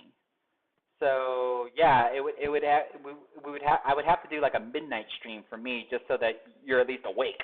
And I'm certainly up for that. So I'll try to ping you sometime maybe in the turn of the calendar year, and we can try to work something up.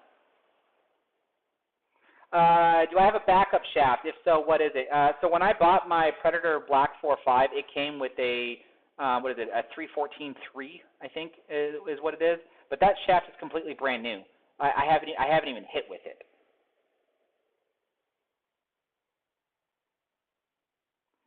What pro would you most like to play against if given the opportunity? I've played against pros.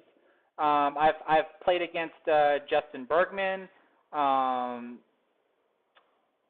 have an exhibition match against Efren Reyes. I'm eventually going to do like a pool talk episode about that, where I can tell the story of actually meeting Efren Reyes and getting to play against him. I only got to do one shot. That was it. I broke a 10-ball rack.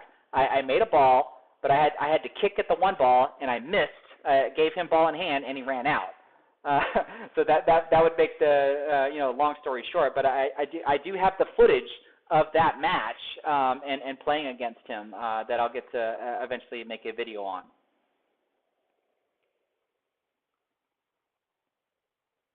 Thoughts on the slip stroke? Would you recommend a novice to learn this type of stroke? I mean, I've said it before that you can have bad mechanics and still be a great pool player. I know a couple of people that do the slip stroke. And Chevy, what the slip stroke is that you'll start, let me see if I can demonstrate it, and if I'm even demonstrating it correctly. So maybe someone can correct me on this. Let me turn off this. What a slip stroke is, let's see if you can see me correctly. Where would be the best angle? Maybe from here. So you should be able to see my hand. What a slip stroke would be is that you start at one area of the grip, and then when you pull back, you actually move your grip hand and then follow through. And people are actually able to do it in they'll do it in one smooth motion. They'll pull back and jump and then just shoot the ball. That's a slip stroke, or at least that's what I understand a slip stroke to be.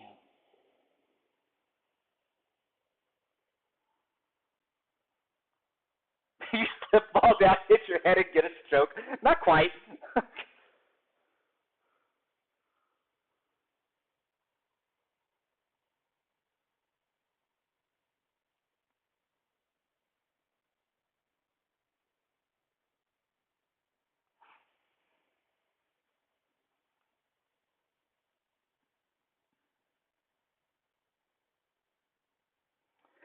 So, all right, everybody. Like I said, it's 11:40 p.m. here. I am 40 minutes past what I said I was going to actually stream with.